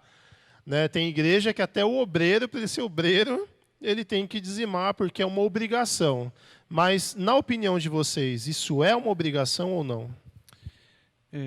É um ato de adoração. Acho que foi bem colocado, mas para a gente deixar mais claro, é um ato de adoração. E nós voltamos naquela tecla que o que vale é a questão da consciência, né? Então, de uma forma consciente, eu dizimo, eu oferto como um ato de adoração, não por obrigação, não porque eu tenho que, entendeu? Então, só para a gente meditar em algo que eu acho interessante, Robson, nós não somos quem nós deveríamos ser, devido ao pecado. Então, a gente vai ver na história Jesus em todo momento, Jesus em todo momento, tentando resgatar a imagem em nós que foi deteriorada, que foi perdida, né? O homem, com o advento do pecado, ele tem doença, a gente vai ver pobreza, várias coisas que não existem no céu. No céu não há choro, não há doença, não há pobreza, não tem isso no céu. Mas devido ao pecado, a gente percebe isso. Então, você vai ver a palavra dizendo assim, ó, amai o teu próximo. Por que está lá como um mandamento? Porque, naturalmente, devido a essa natureza caída, a gente não tem facilidade em amar. Você entendeu? Aí tem que se expressar, ó, amai o próximo. Porque, naturalmente, a gente não teria. Então, assim, à medida que eu tenho esse entendimento, né, de que eu não sou quem eu deveria ser, eu vou ter dificuldade de querer... As pessoas têm dificuldade de querer dar o dízimo, de ofertar, elas têm essa dificuldade. Então, eu tenho que vencer isso. É um princípio de generosidade. Se não fosse o advento do pecado, eu seria generoso. Eu seria uma pessoa que amaria com facilidade. Então, a gente sempre tem que estar lutando por isso. Então, às vezes, as pessoas falam assim, às vezes as pessoas tentam fazer as coisas serem taxadas, porque é mais fácil do que você conscientizar. Mas, a partir do momento que você trazer a consciência das pessoas que isso é um ato, que isso deveria ser algo até natural nosso, que a gente não precisaria nem estar discutindo sobre esse assunto. Essa é a realidade. A gente nem precisaria, mas a gente volta justamente por quê? Porque a natureza do homem ela é corrompida. Ela é inclinada para não fazer o que é correto. Amém. Eu acho que um exemplo bíblico que traz acho que a resposta para isso está em Caim e Abel. Acho que os dois representam bem o que é o ato de ofertar ao Senhor. Nem Caim nem Abel eram obrigados a fazer aquilo. Era um ato de memória, porque Deus é um Deus de memoriais. E o sacrifício era um memorial para expiação de pecados, para que o pecado do homem original fosse expiado através do sangue do animal, pelo que Abel estava fazendo naquele momento. E Caim não entendeu isso. E Caim escolheu ofertar de qualquer maneira. Ele não fez com generosidade, não fez com gratidão, ele não fez segundo o que o Senhor havia orientado, segundo o que Deus até mesmo havia inspirado, porque se nós formos pensar, naquele tempo não havia papel moeda. O dízimo era sua propriedade. Você dizimava em cima do que você tinha. Então, a sua colheita. Quando nós vamos em Malaquias, o profeta Malaquias, quando ele começa a falar para o povo, ele fala, vocês estão roubando no dízimo e estão trazendo animais podres para o sacrifício. Enquanto a orientação que é dada pela lei mosaica é que vocês tragam o melhor do rebanho. Eles traziam qualquer coisa, e esse coração que não está colocado no Senhor para fazer a adoração do jeito que o Senhor quer, a oferta é rejeitada. Então, acho que o ponto não está nem na questão da obrigação, da questão na essência da adoração. Se você quer adorar ao Senhor em espírito e em verdade, como Ele merece ser adorado, como Ele é digno de ser adorado, você vai fazer isso do jeito que agrada ao Senhor, da forma como Ele tem cobrado, e isso você vai ter como? Com relacionamento com Deus, uma vida de oração, que a gente fala as disciplinas espirituais, uma vida de oração, uma vida de empenho na palavra do Senhor, para conhecer os seus estatutos, para conhecer a sua palavra, para conhecer o Deus que você serve e para saber aquilo que Ele quer de você. E assim despertar em você um coração generoso que, tendo como complemento desse culto de adoração ao Senhor, os dízimos e as ofertas. Então, se você quer adorar ao Senhor, se você quer servir ao Senhor como Ele é digno de ser servido e adorado, você vai sim entender que o dízimo é algo que você precisa praticar como uma das disciplinas espirituais. Amém. Até porque o dízimo, para mim, ele é uma obediência, né? E obediência e adoração andam juntos. Não dá para separar. Então, às vezes é mais fácil a gente obedecer aquilo que é mais fácil para nós, né? O difícil é obedecer aquilo que está na Bíblia, na palavra, né? Não é uma sugestão. Então, eu não consigo separar muito isso, na minha opinião. Na minha opinião, o dízimo ele é uma obediência. Eu faço porque eu obedeço. E se eu obedeço é porque eu adoro. E o Senhor Jesus falou, né, para aquela mulher, né? Eu estou à procura de verdadeiros adoradores. Então, a adoração e obediência, para mim, anda tudo junto. Não dá para separar. Não dá para eu ser obediente e não ser adorador. Ou ser adorador e não ser obediente. Tem algo de errado, né? Tem algo na contramão do reino de Deus. Então, assim, se eu sou obediente, eu vou adorar. E se eu adoro, eu sou obediente. Então, os dois andam juntos. Talvez o termo obrigação leva a pensar assim, se eu sou obrigado, eu tenho que fazer, porque senão eu vou ser punido. Mas no caso que a Edvan está colocando aqui, e ficou claro, é a questão assim, eu obedeço porque eu amo, porque eu adoro. Eu quero agradar o meu pai. Então, eu obedeço. Duas coisas que a gente falou aqui, que eu estava prestando atenção aqui. A live é sobre dízimo, mas o que menos a gente está falando é sobre dízimo. A gente está falando de adoração. Então, a nossa visão, quando a gente trata de dízimo, a gente não está tratando do valor financeiro, não está tratando da 10ª parte. A gente está tratando de adoração. Tudo que a gente está falando está levando a isso. E até complementando o que o Daniel tinha falado, a questão do que você dá para Deus, em Provérbios 3:9 diz o seguinte: honre o Senhor com todos os seus recursos e com os primeiros frutos de todas as suas plantações. Então, nisso também tem a adoração. Porque talvez, aí eu acredito que depois a gente vai ter essa pergunta, mas já é bom a gente pensar, vai responder. Porque, assim, às vezes a pessoa está dando dízimo, mas ela não está adorando Deus com aquilo que é essencial. Tem muitas pessoas que não são cristãos, eu conheço vários, e que ele entende a disciplina do dízimo como um abençoador automático. Então ele fala, não, eu não vou para a igreja, mas eu dizimo porque eu quero ser próspero. Porque a visão dele do dízimo não é de adoração, é uma visão de que é uma garantia. De novo, a gente volta, é uma barganha. E não tem como você ofertar ao Senhor, não tem como você dizimar ao Senhor sem que você tenha um exercício de adoração. Um exemplo bíblico, são dois na verdade, que nós temos, é do rei Saul, quando ele recebe a orientação de Samuel, espera para a gente oferecer a adoração, e ele toma a frente, e ele mesmo faz de qualquer jeito, com pressa, sem obedecer, sem pensar, e aí Samuel diz a frase que marca a divisão de história de Saul: é melhor obedecer do que sacrificar. E o dízimo não é sacrifício, como a Edvânia falou, ele é obediência, porque ele vem nas disciplinas de adoração.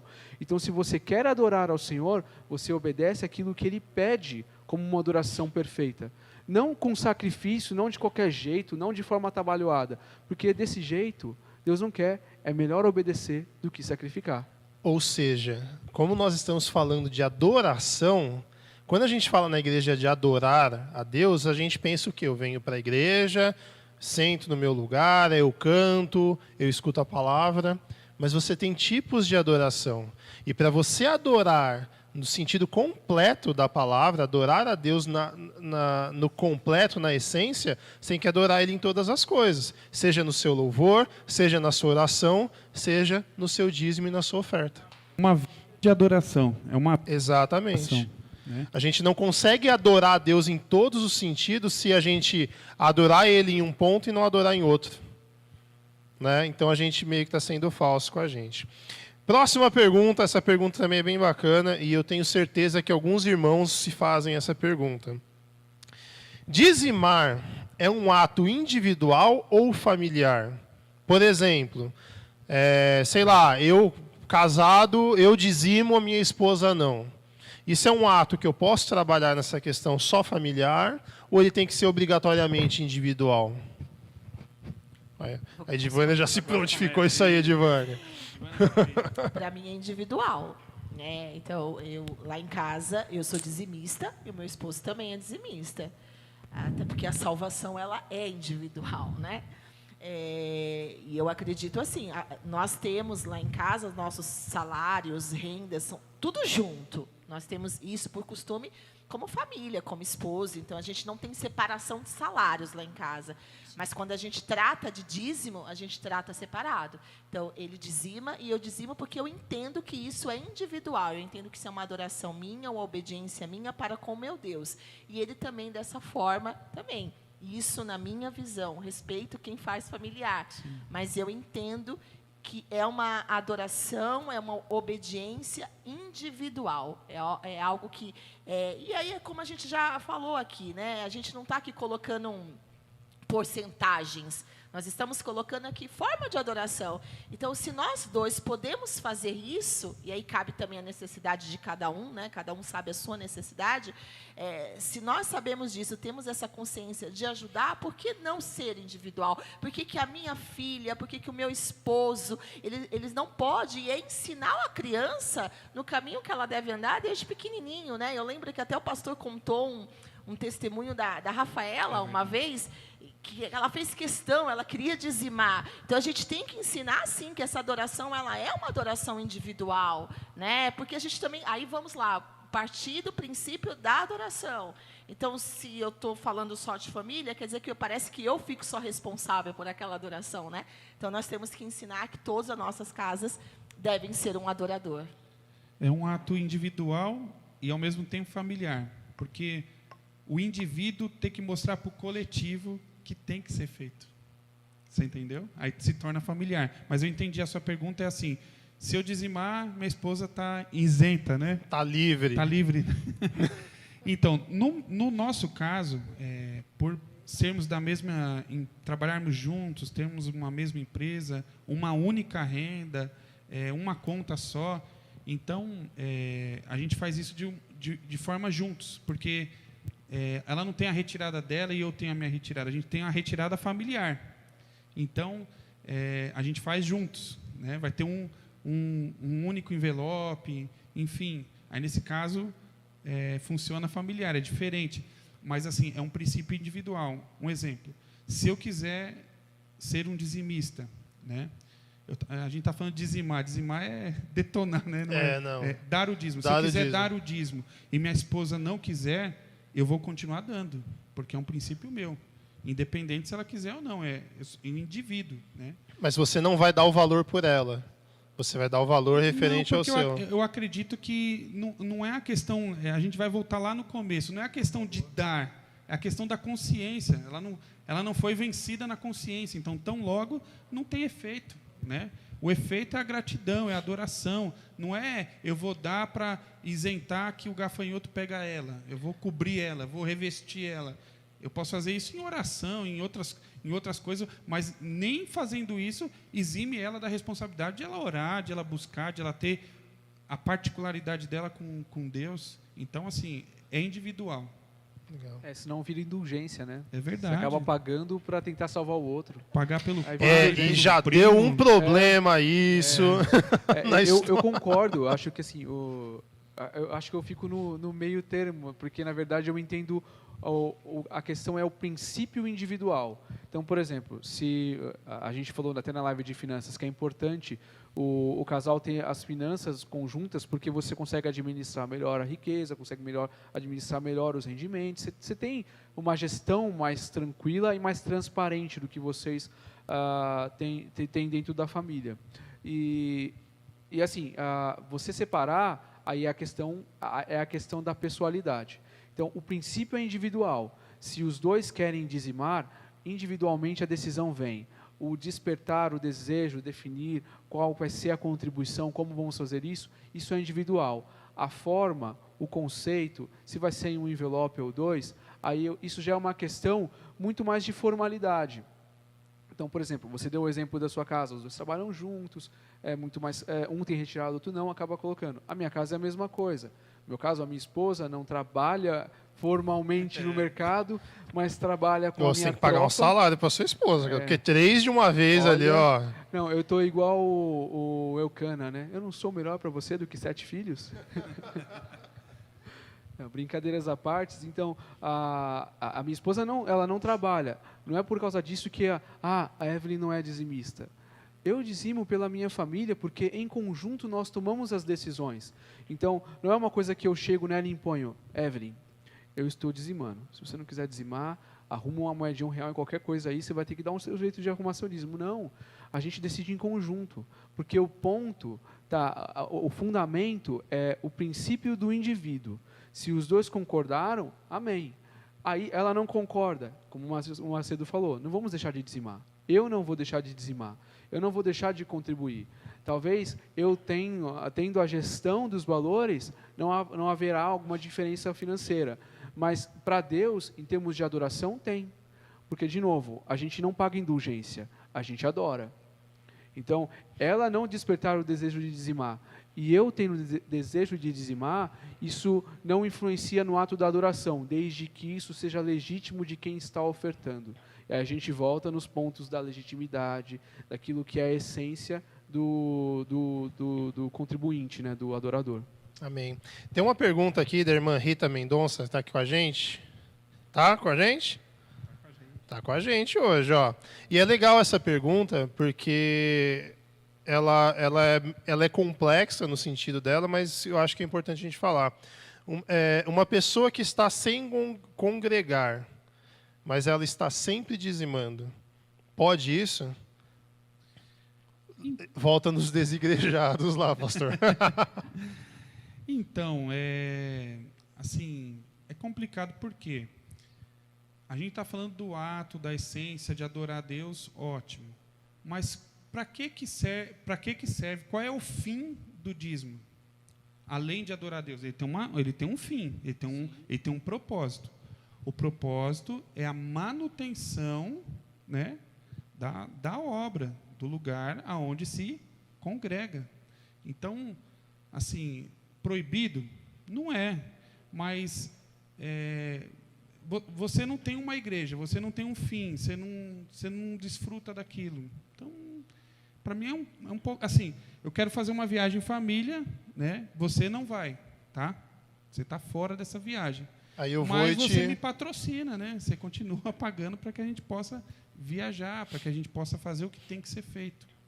Então, assim... pode fazer, não quer dizer que seja... não é proibido, mas assim, o fim para qual tem sido feito... Então, volto a dizer, vale a consciência. Por que eu estou fora da igreja? Por que eu não posso... Por que eu não pertenço a um lugar? Então, será que essa pessoa está dando como um ato de adoração ou ela está dando também justamente para cumprir um protocolo, uma regra que ela aprendeu? E fazer a barganha. Esse é um problema muito sério, porque às vezes a pessoa vai contribuir, até mesmo assim, eu já vi casos, a pessoa está aqui, congregando aqui, mas ela resolve contribuir em outra igreja. Porque, mas a igreja está no meu bairro, essa igreja é rica, essa igreja tem bastante dizimistas, tá? Ó, a igreja do meu bairro é só 3 membros, vou ajudar lá, porque eles são pequenininhos. Só que é a mesma coisa que você ser casado aqui, com uma esposa, e contribuir com outra família. De certa forma, você não está correspondendo. E aí entra a questão que a gente começou, acho que a primeira pergunta, a diferença entre dízimos e ofertas. Você querer contribuir, ajudar a obra de alguma forma, não te impede de você continuar cumprindo com as suas disciplinas espirituais de adoração ao Senhor. E a comunhão entre irmãos é uma das disciplinas espirituais. Sim. Porque a Bíblia orienta isso, a estarmos sempre juntos, porque um ao outro ajudou, e o seu companheiro disse, esforça-te. Ninguém vai caminhar sozinho. Então, se você acha que você tem condições de andar sozinho e que a contribuição numa igreja vai te garantir algum certo alívio de alguma forma, porque você está cumprindo protocolo espiritual, não é adoração. É dogma, é indulgência, você pode colocar de várias maneiras, mas ainda não é adoração.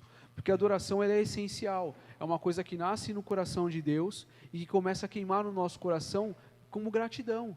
Então, quando você entra na presença do Senhor, até o exemplo do Pai Nosso, quando você se coloca diante do Senhor, você não vai falando, Deus, está aqui o dízimo, está aqui isso. Não, você se coloca como em espírito de gratidão. Eu estou aqui diante do Senhor, santificado seja o teu nome, venha a nós o vosso reino, porque eu quero ver a tua glória, eu quero estar com o Senhor. E seja feita a sua vontade, não a minha. Se formos do Senhor, o nosso bolso é do Senhor, a nossa família é do Senhor. A questão é que nada mais importa. Porque isso que o Daniel falou tem a ver com a próxima pergunta, mas eu gostaria de ouvir da irmã também o que ela acha nessa questão. Acho que os irmãos já falaram, né? Já complementam tudo. Olha, saindo aí pela... muito o que falar, né? Aí a gente volta no começo de novo. Qual que é a motivação, né? Dele estar dando o dízimo. Então, a motivação porque eu quero um pedacinho do reino, né? Porque eu quero ser próspero, porque eu quero ser abençoado, né? Então, qual que é a motivação?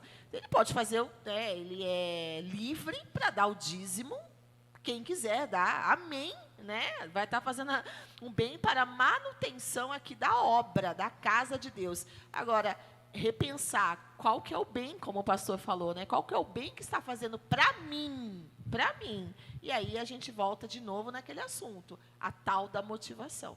E aí, se a motivação for errada, tudo está errado, né? Deixa eu complementar com um versículo, que até eu recomendo a leitura dos capítulos 8 e 9 de 2 Coríntios, que falam da contribuição generosa. E no capítulo 8, no verso 8 aqui, é bem o que a gente está conversando aqui da questão da motivação. Paulo está falando para a igreja de Corinto sobre a questão da contribuição, e ele diz assim para a igreja: não lhes estou dando uma ordem, mas quero verificar a sinceridade do amor de vocês, comparando-o com a dedicação de outros. Pois vocês conhecem a graça do nosso Senhor Jesus Cristo, que, sendo rico, se fez pobre por amor de vocês, para que, por meio da sua pobreza, vocês se tornassem ricos. E isso é adoração, é reconhecer um Deus que nos amou de tal maneira, que se fez homem como nós. Eu ouvi o pastor da minha igreja, esses dias ele deu um exemplo que eu achei maravilhoso. A gente não tem condições de pegar um saco de lixo que está fedendo muito e já sai fazendo ânsia de vômito, fica com nojo. Quem tem cachorro às vezes pede para pegar o cocô do cachorro, a gente fica com nojo. E assim, o que Jesus fez foi descer ao lamaçal do nosso pecado, no churume da nossa alma podre, fedendo, colocar todo mundo sobre ele e carregar naquela cruz. E a gente não tem a capacidade de reconhecer isso num ato de adoração ao Senhor. Então, o ponto principal aqui, e é por isso que eu acho que a complexidade de falar do dízimo, é que as pessoas distorcem a visão. Elas desconectam o dízimo da adoração para justificar a não contribuição à contribuição de forma atabalhoada. Eu tinha dito 2 exemplos de Saul, mas o rei Uzias é o segundo, que foi amaldiçoado com lepra, porque ele tentou tomar o lugar da adoração que não era dele, de fazer de qualquer jeito, de pegar e entrar no templo e fazer algo que não era o que Deus queria, não era o que Deus determinou. E muitas vezes a gente acaba entrando por esse mesmo caminho de erro, porque a gente quer fazer valer a nossa vontade, o nosso controle. Olha, Deus, estou dizimando aqui porque isso é legal.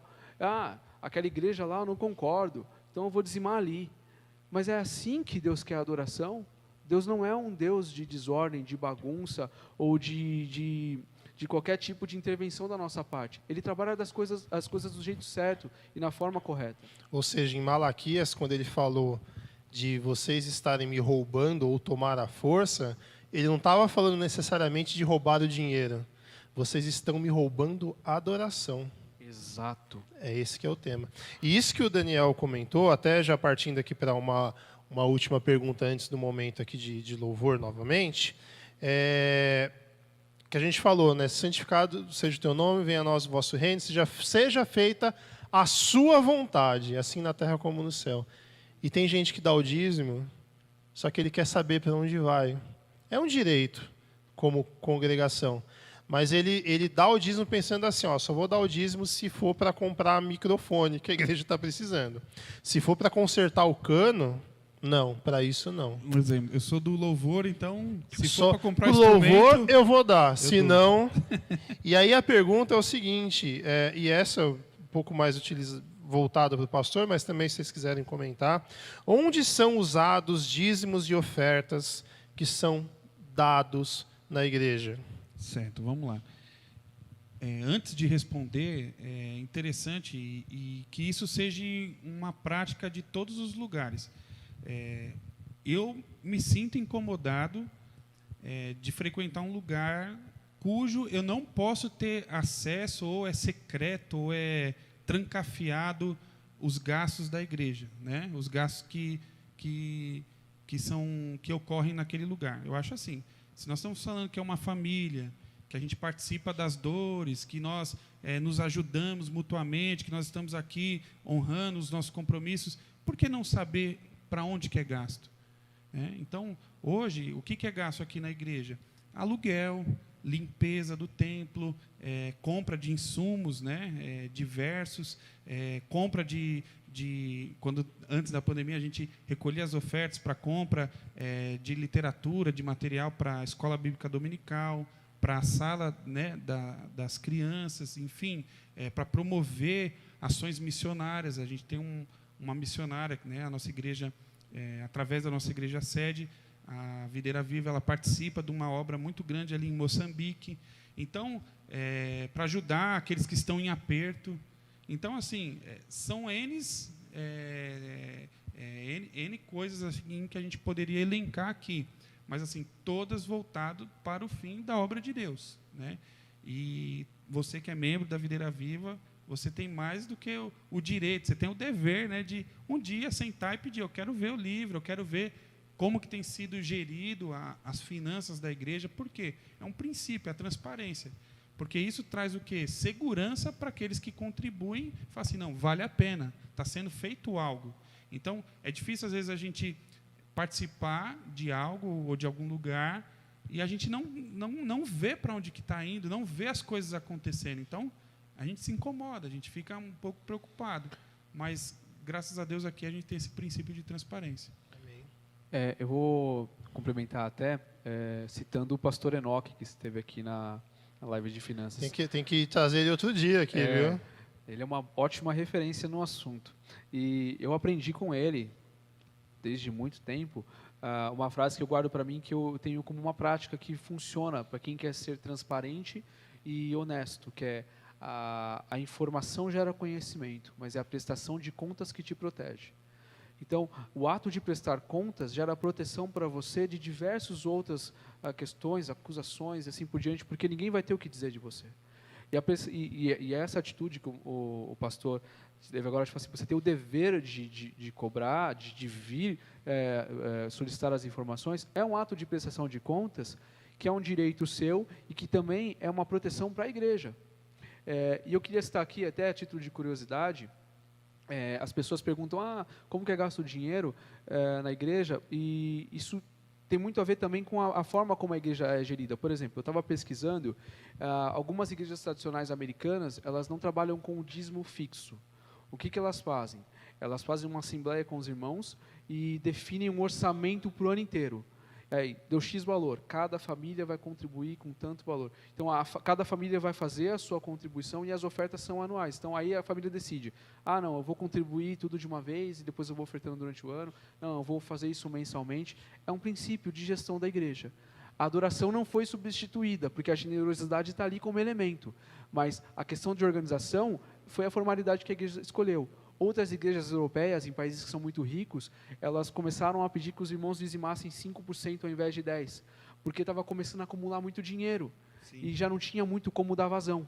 Então, peraí, não preciso de tudo isso, porque o princípio é aplicar na obra. A finalidade não fazer a obra e pagar as contas. Então, Exato. se já pagou, para que continuar? Se eu estou conseguindo ajudar as famílias. Moisés não falou, chega, tá bom, Exato. Já deu. Né? E aí, só complementando, citando aqui 2 Coríntios 9, diz assim, no verso 12 em diante. O serviço ministerial que vocês estão realizando não está suprindo as necessidades não está apenas suprindo a necessidade do povo de Deus, mas também transbordando em muitas expressões de gratidão a Deus. Por meio dessa prova de serviço ministerial, outros louvarão a Deus pela obediência que acompanha a confissão que vocês vêm fazendo do Evangelho de Cristo, pela generosidade de vocês em compartilhar seus bens com eles e todos os outros. Então, não tem outra finalidade a não ser a generosidade e a utilização dentro daquilo que a obra precisa, porque a obra é muito farta. Em países como o nosso, que nós temos uma parcela muito grande da população entre as faixas de miserabilidade e pobreza extrema, as igrejas precisam mesmo de contribuições, porque muitas famílias dependem da ajuda da igreja. Quantas famílias, talvez, se alguém perguntar aqui, tem muitas famílias que dependem do auxílio da igreja em termos de cesta básica, da assistência social, ou até mesmo na contribuição, na distribuição dos valores da igreja. E essa é a essência do trabalho da igreja. Aí, talvez, você não tenha o nome de um irmão exposto para você, porque isso não lhe cabe. Mas você vai saber que está ajudando alguma família. E aí, só o último versículo, peguei aqui. Daniel veio para pregar hoje aí, ó. No verso 8, esse capítulo de Coríntios é muito bom. No verso 8, a partir do 13, olha o que Paulo fala para a igreja. O meu desejo não é que outros sejam aliviados enquanto vocês são sobrecarregados, mas que haja igualdade. Num presente momento, a fartura de vocês suprirá a necessidade deles, para que, por sua vez, a fartura deles supra a de vocês. Então haverá igualdade, como está escrito: quem tinha recolhido muito não teve demais, e não faltou a quem tinha recolhido pouco. É o que a irmã Edvânia falou. Exato. Né, que hoje eu posso contribuir, amanhã pode ser eu que estou precisando, né? É que o reino, eu gosto muito daquela parábola que Jesus conta, da semente, né, que foi dado, que o ceifeiro deu para alguns. Então, foi dado outro foi dado 2 sementes, né, e cada um foi fazendo aquilo que achava melhor. E aí teve um indivíduo lá que achou bom guardar aquela semente, né, para ele, porque ele achava que não ia acontecer nada. E falando disso, eu acho que a questão do que o pastor falou, gestão, ela traz confiança na gente. E se existe algum ponto de interrogação, de desconfiança no ministério que você está, existe algum problema. Porque eu, particularmente, Edvânia, eu posso falar até pelo meu esposo, eu não tenho necessidade nenhuma de perguntar para o pastor Macedo o que ele está fazendo, porque eu vejo... E não é nem ele que cuida disso. Né? Para o tesoureiro da igreja, né? Vamos lá para o tesoureiro da igreja. Eu não quero... Edvânia, eu não consigo ter essa curiosidade. Edvânia, não consigo. Primeiro, porque eu obedeço, porque eu adoro. E segundo, porque eu tenho confiança onde eu estou. E eu vejo. Né? E aí é isso que eu falo. A gente precisa ser um pouquinho amadurecido na fé. Porque se você está num lugar que você não consegue enxergar essas coisas, o problema não está com o pastor nem com o ministério, está com você. Porque você não consegue enxergar, né? Então, assim, se você não consegue enxergar, peraí, eu estou no lugar errado. Então, eu estou aqui na videira, 5 anos, 6, pastor, que a videira está aberta, 6 anos. Eu nunca cheguei né, pastor, eu preciso ver, né, o livro, as contas. Não, porque eu vejo, a gente estava num lugar pequeno, vemos para o maior, vejo as famílias sendo abençoadas. E eu tenho certeza, porque quando nós somos dizimistas, irmãos, nós estamos investindo, e como eu falei, nós estamos investindo em nós mesmos. E quando o Senhor nos abençoa, porque Ele é muito amoroso para nos abençoar, Ele nos abençoa, não é para ficar para nós, é para dar mais. Dar mais. Aí o segredo da semente, né? Ele me deu uma semente, eu vou plantando, vou regando ela e eu vou ajudando mais, eu vou fazendo mais. Porque, como o pastor falou, se isso aqui te incomodar, se essa coisa terrena aqui, de você ter carro, de você ter casa, for o principal da sua vida e da sua fé, tem alguma coisa errada. Tem alguma coisa muito errada, né? Isso aqui não pode me prender. Eu tenho, graças a Deus, eu já morei em um lugar que a gente fala que a gente morava num sótão, debaixo. E hoje, graças a Deus, eu tenho a vida que eu tenho, porque desde o início o Senhor falava para mim, olha, seja fiel no pouco, seja fiel.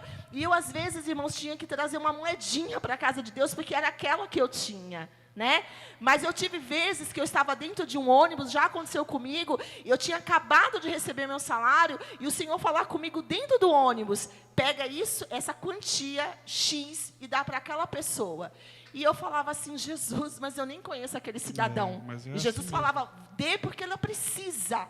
E eu até passei do ponto, porque eu fiquei ali me segurando. Senhor, será que eu estou ficando louca? Será que tem alguém aqui falando comigo? E, irmãos, foi uma coisa tremenda. Quando eu dei para aquela pessoa começou a chorar. E eu disse, não quero saber da sua vida. Eu só estou te dando isso porque o Senhor, meu Deus, mandou eu te dar. E desci, irmãos. E hoje eu vejo, irmãos, por isso que eu sou lá em casa. O Rômulo fala, olha, não discuta dízimo, cair de Vânia. Porque eu acredito nisso, eu acredito no investimento do reino, porque o investimento do reino é para o seu investimento. Então, eu, assim, particularmente, confio no que a videira está falando e fazendo. Sabe, só rapidinho, pastor, esses dias eu tive uma curiosidade, porque o pastor sempre falou a questão do livro. Sim. O livro da igreja está aberto. Na minha cabeça era um livro. Aí outro dia eu fui visitar o pastor. Pastor, fala tanto, eu tenho a curiosidade de ver, porque eu nunca vi. Ele, vou te mostrar a planilha. Eu falei, mas peraí, que planilha? Não é livro? Hoje são planilhas. Ele então, porque hoje a gente fala livro, mas, gente, eu sou de comunicação, eu não sou dessa área. Chama tudo de livro. Hoje livro fiscal, né? Livro caixa. Interessante tudo isso que a Edivânia falou. Vamos parar para pensar. Lá em Malaquias, onde o Daniel citou, já, né, passou por lá também, você citou também, fala que ele é o quê? O dono do ouro. Minha é a prata, meu é o ouro. Ele é o dono. Ou seja, o dízimo, Deus ele não precisa do dízimo. Então, quando a gente entende isso, a gente fala, então, por que entregar o dízimo? Por que dar o dízimo? Porque vai tratar muito mais com a gente do que com Deus, você pode ter certeza. Trata muito mais com a gente do que com Deus. Quando Deus, no Jardim do Éden, colocou o homem lá, falou, você pode desfrutar de tudo, comer de todas as árvores. Só naquela ali você não vai. Do conhecimento do bem e do mal, ali você não vai. Na árvore do conhecimento você não vai. Porque se você for, certamente morrerá. Né? Aí o homem vai lá, né, justamente naquela árvore lá, e onde não podia ir. E a questão do dízimo, assim, eu ponho isso como princípio para mim. Não é meu. Não é meu. Não é meu. É dele. Está aqui. Ó. Eu devolvo, né? Porque não é meu. Então, não é nem que eu dou, eu devolvo. É uma coisa que não é minha. Então, se a gente entender isso, a gente vai perceber, por experiência própria, vou compartilhar algo com vocês. A gente está na frente do trabalho, então a gente lida com o problema das pessoas. As pessoas nos procuram como uma referência, uma ajuda, para obter uma ajuda, um auxílio, alguma coisa. Por experiência. Normalmente, as pessoas que estão enfrentando severos, não é uma regra, tá? Mas normalmente as pessoas que estão enfrentando severos problemas financeiros, elas não têm a prática de dar o dízimo. O dízimo nada mais é Deus nos ajudando a ser disciplinado com as finanças. É uma disciplina. Se você aprender, né, esse primeiro passo, as outras coisas vai ser mais fácil. É uma disciplina. Então, normalmente as pessoas que nos veem em aperto, né, não é uma regra, volto a dizer, todos nós estamos sujeitos, mas assim, normalmente são as pessoas que não contribuem. E isso é triste. Isso é verdade. Fiz uma mensagem uma vez lá na igreja que falava sobre ansiedade, que eu acho que a ansiedade é a consequência dessas coisas. Porque a ansiedade é a maior prova de falta de fé do cristão. Porque aquele que anda ansioso, ele simplesmente está dizendo que ele não consegue confiar que Deus está cuidando. Então, eu não tenho fé suficiente para aceitar que o Senhor está cuidando mesmo sem eu ter condições de enxergar a solução pelo caminho. Que está faltando pão, mas o Senhor está mantendo aqui a farinha, está mantendo o arroz, está mantendo o feijão. Eu não tenho regalias, mas eu tenho o necessário, que é o que Paulo fala até aqui em Coríntios, tendo tudo o que é necessário, transbordar na boa obra. E é assim que o Senhor vai trabalhando na nossa vida, porque Ele quer primeiro que nós aprendamos a ser contentes com aquilo que Ele tem para nós, para que o nosso coração se volte para Ele e aprenda a controlar a nossa ansiedade de tentar controlar o porvir das coisas e viver dependente, e uma vez dependente, transbordar abençoando as pessoas ao nosso redor, como oferta de adoração ao Senhor. E tudo volta para Ele. Eu queria falar uma coisa para você que está assistindo e para nós aqui. Se a sua preocupação é como esta pessoa, pastor ou tesoureiro da igreja, está administrando, eu não queria estar na pele de um administrador de uma igreja fazendo mau uso daquilo que Deus proporciona. Porque uma coisa sou eu contribuir, outra coisa é usar indevidamente aquilo que não é dele, que é o que o pastor falou. Isso não é nosso, é de Deus. Ai daquele que usa indevidamente aquilo que Deus dá, porque a mão de Deus pesa. Porque ele é zeloso pela obra dele. Então não se preocupe não, irmão. Porque na igreja tal, o pastor... O problema é dele. É ele com Deus. E Deus vai resolver com ele. E é o que o pessoal antigo fala, né? Prego batido e ponta virada. É certeza absoluta de que Deus vai se ver com ele. Irmãos, uma última pergunta aqui, antes da gente ir para o momento de oração, e aí a gente já caminha para o fim. Muitas pessoas... E muitos, né, por conta da pandemia, contraíram muitas dívidas, estão muito endividados. E aí fica nessa questão, poxa, eu estou endividado, eu tenho que pagar a conta de luz, eu tenho que pagar isso, pagar aquilo. Mas e a questão do dízimo? A pessoa ainda assim, ela precisa dizimar? Então, Robson, a dívida é uma obrigação. O dízimo não é uma obrigação, né? É um ato de adoração, de obediência que a gente já definiu aqui. Então, assim, entre pagar uma dívida, você está todo endividado, todo empipinado, eu acho que também a questão do teu testemunho conta muito. Você deve para um, para outro, mas o dízimo eu entrego. É meio incoerente isso, né? Então, assim, eu acredito que, no momento, a pessoa ela se acerta, né? Não torna isso uma prática de...